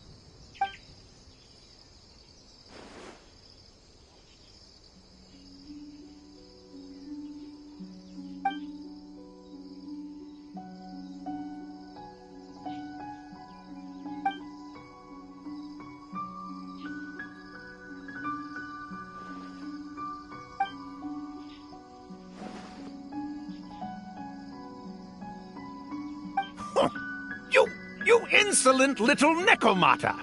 I am Ioroi, hidden protector of the grove. It is a most heavy responsibility I bear. What do you mean, sit around here? Do you mean to say that I am idle?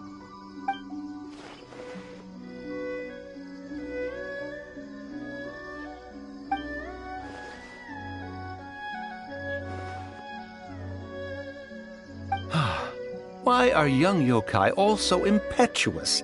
Did you really think I'd hinder your duties? Yobu Koban, has the package been delivered? Yes! Left it on the table.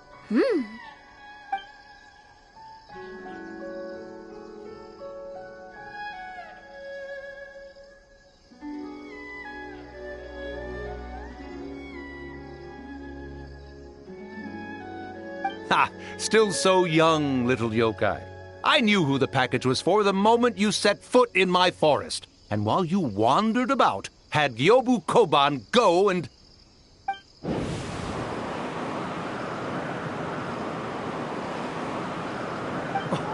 What's wrong? Why are you suddenly radiating such intensity?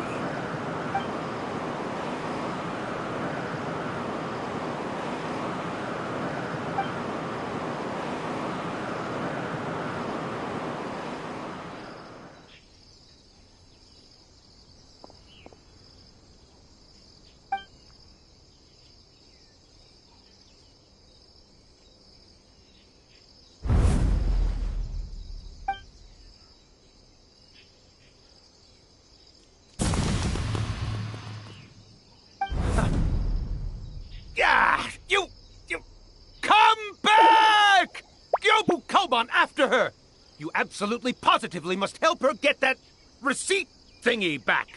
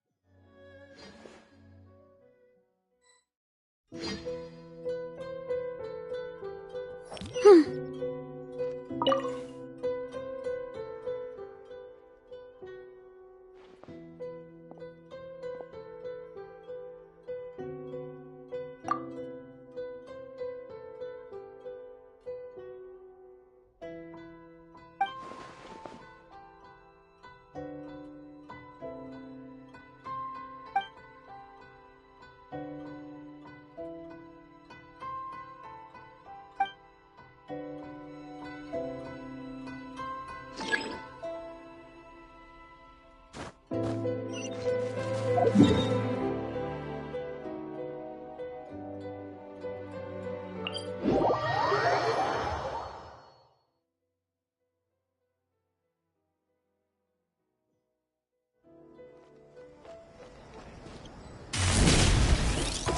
back on track! Get back on track!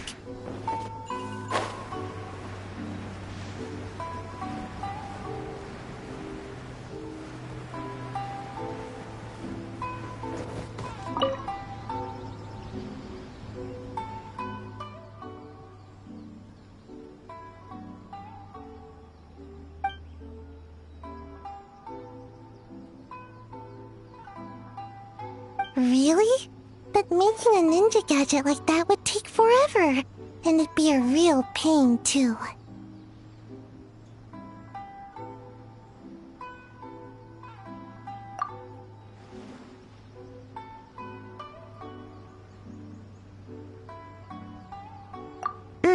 I ran into Dory while I was shopping, and she dragged me into helping film an advertisement. She talked so fast, I couldn't even get a word in, and bought me lots of snacks and drinks, so I've been listening to her talk this whole time.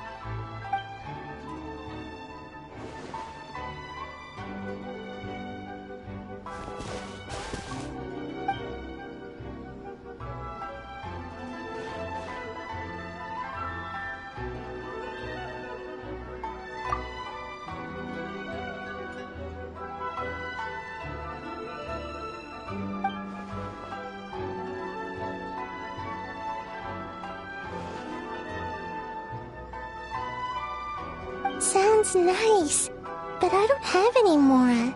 The Shrine Maiden took all my allowance.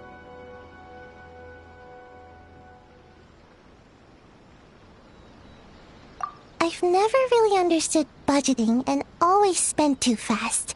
So, by the end of the month, I never had anything left. Once the Shrine Maiden found out, she insisted on helping me do, an audit.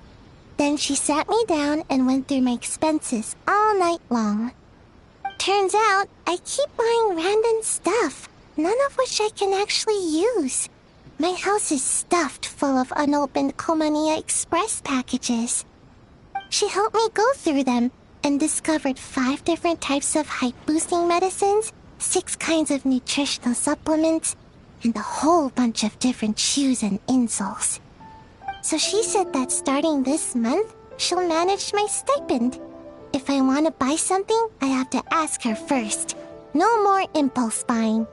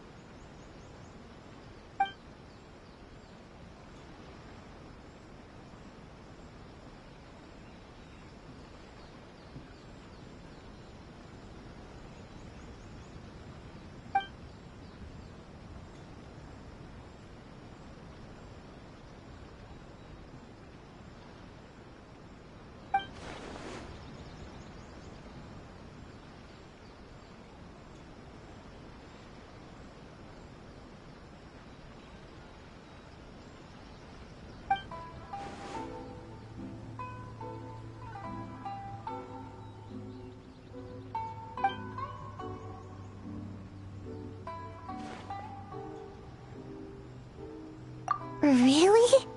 But with my height, can we really film an ad?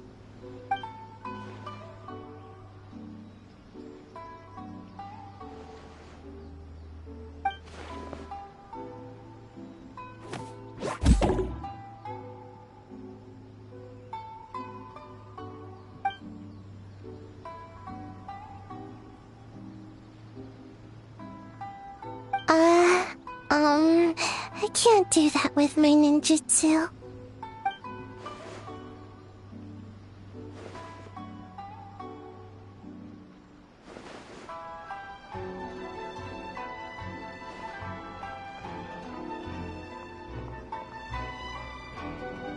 Then I need to go ask for some time off. I've been working so hard lately, she'll definitely approve it.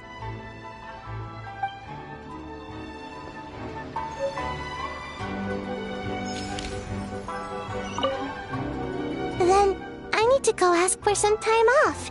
I've been working so hard lately, she'll definitely approve it.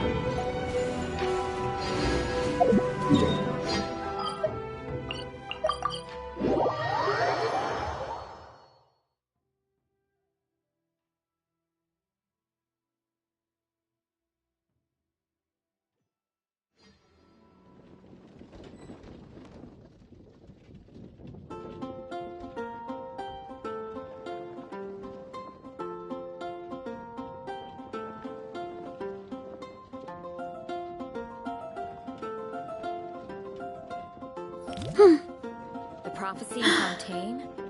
Oh no. What's happened now? Did you read about the prophecy in Fontaine?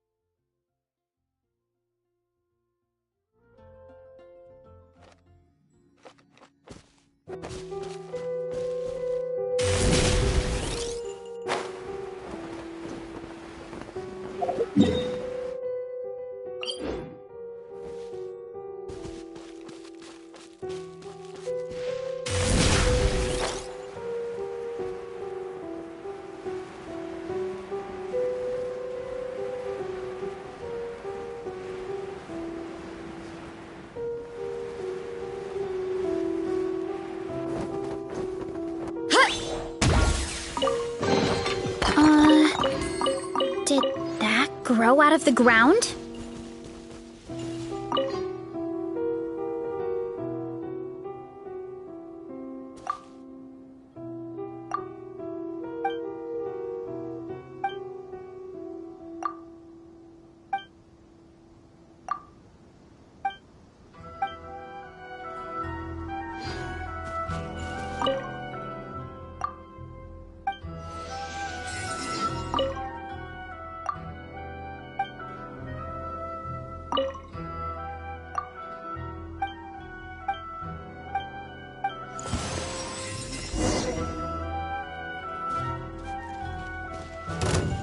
Let me try my blade. Light it up!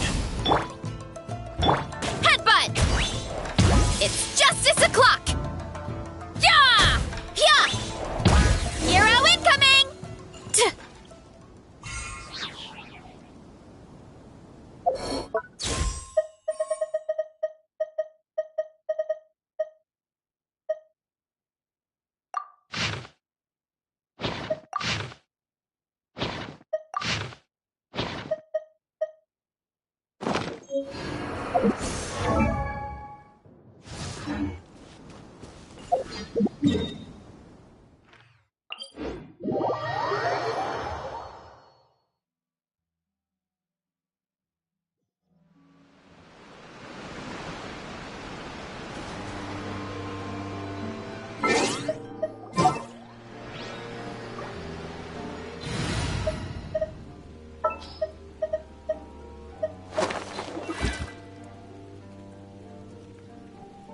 Anyone need a coat?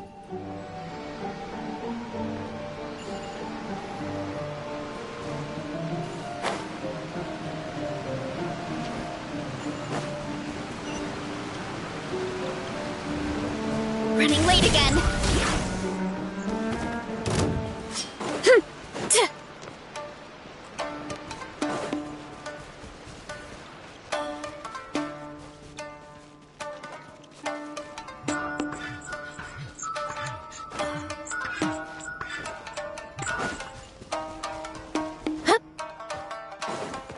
Going somewhere?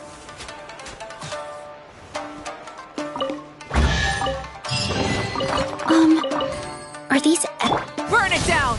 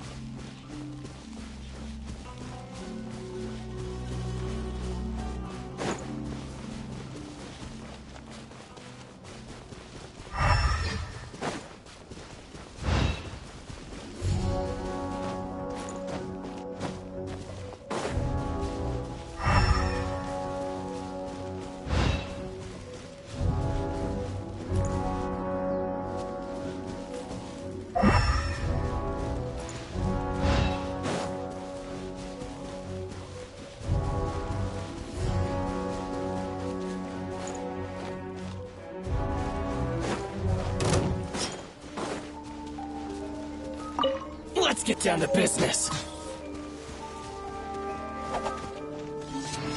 Ha!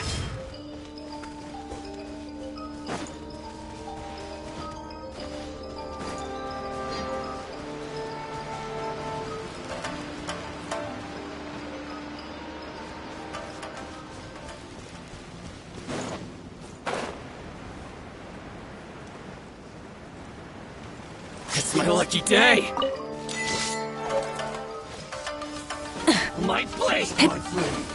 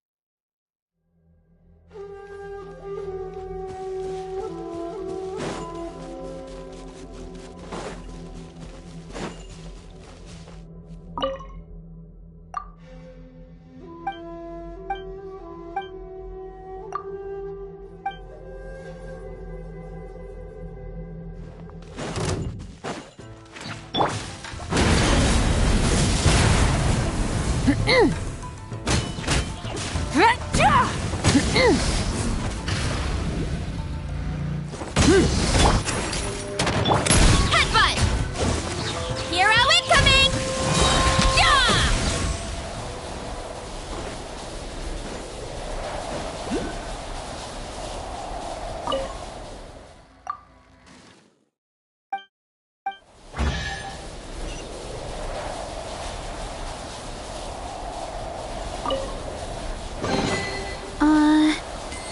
Did that grow out of the ground?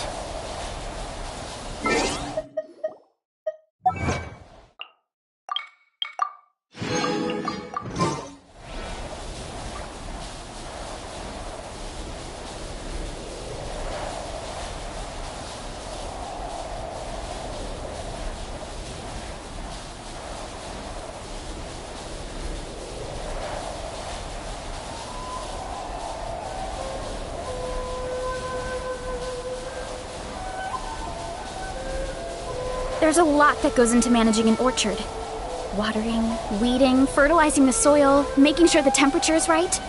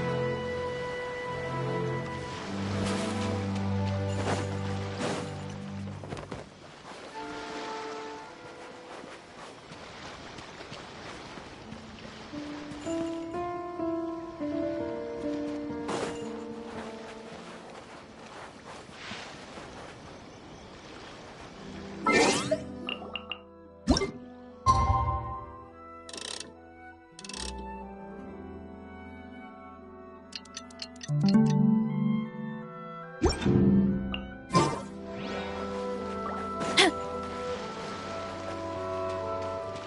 to roll! Brace yourself. Let's get down to business.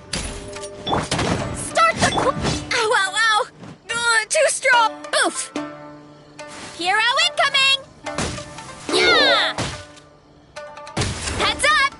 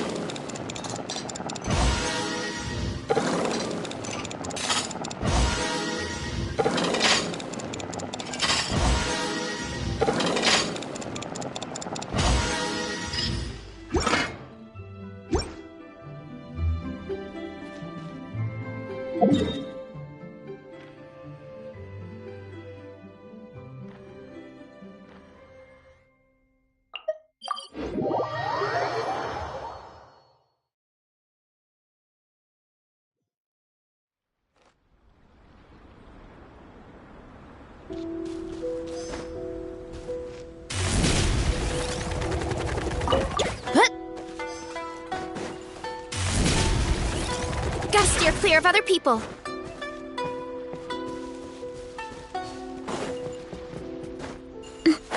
Hurry up, Brassa! Hup.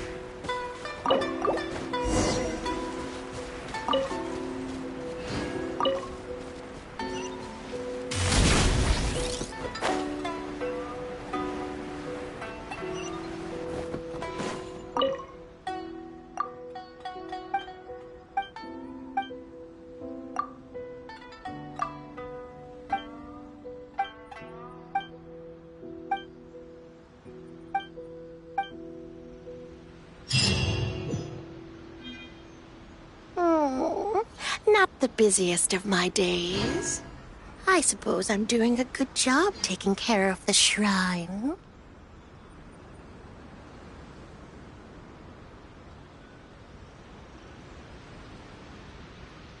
My parents always say, no matter how busy life gets, you should always sit down and enjoy a proper meal when you get hungry. What I like to do is stack my plate up high, then squash it all down, take a deep breath, and wolf it down in one go. That way, I get to eat. I'm doing a good job taking care of the shrine.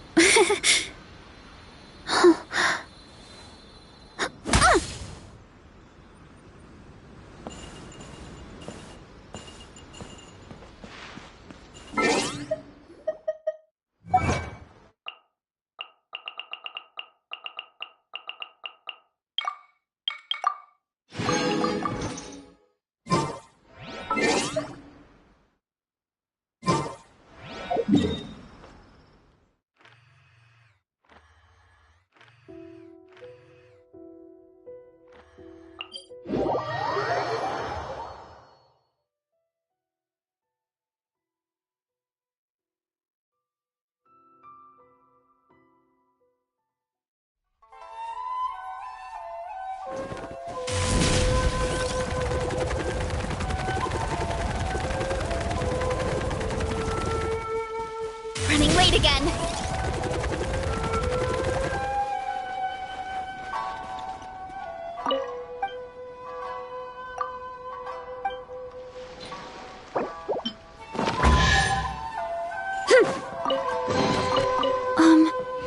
Are these edible?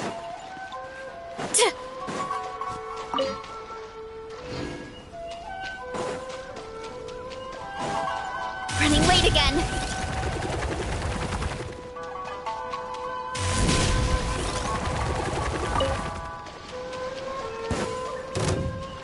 Hurry up, Brassa!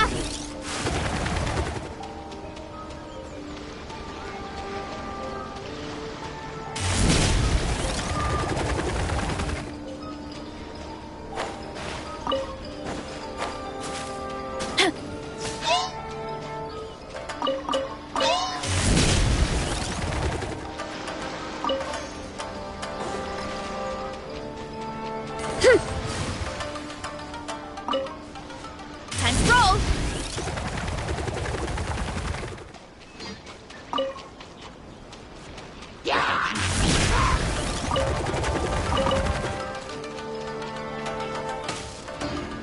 Running late again.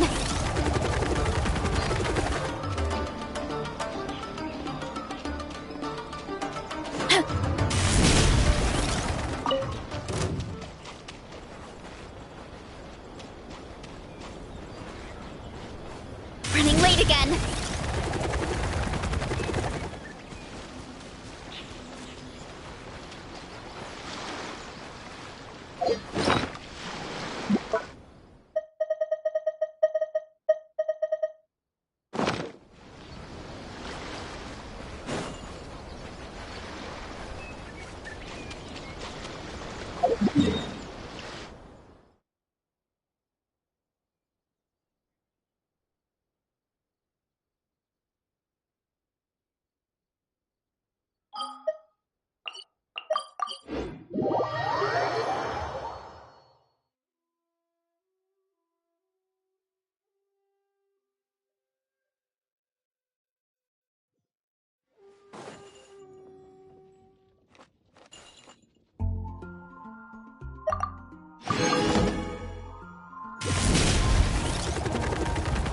Add Astro. Thank you for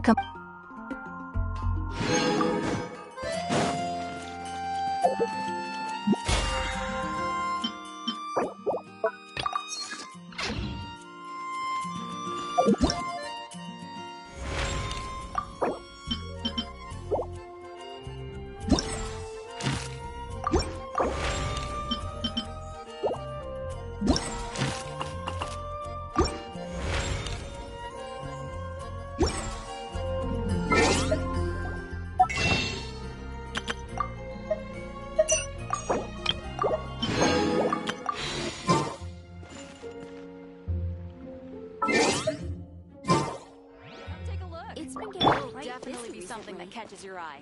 Welcome. How can I help you?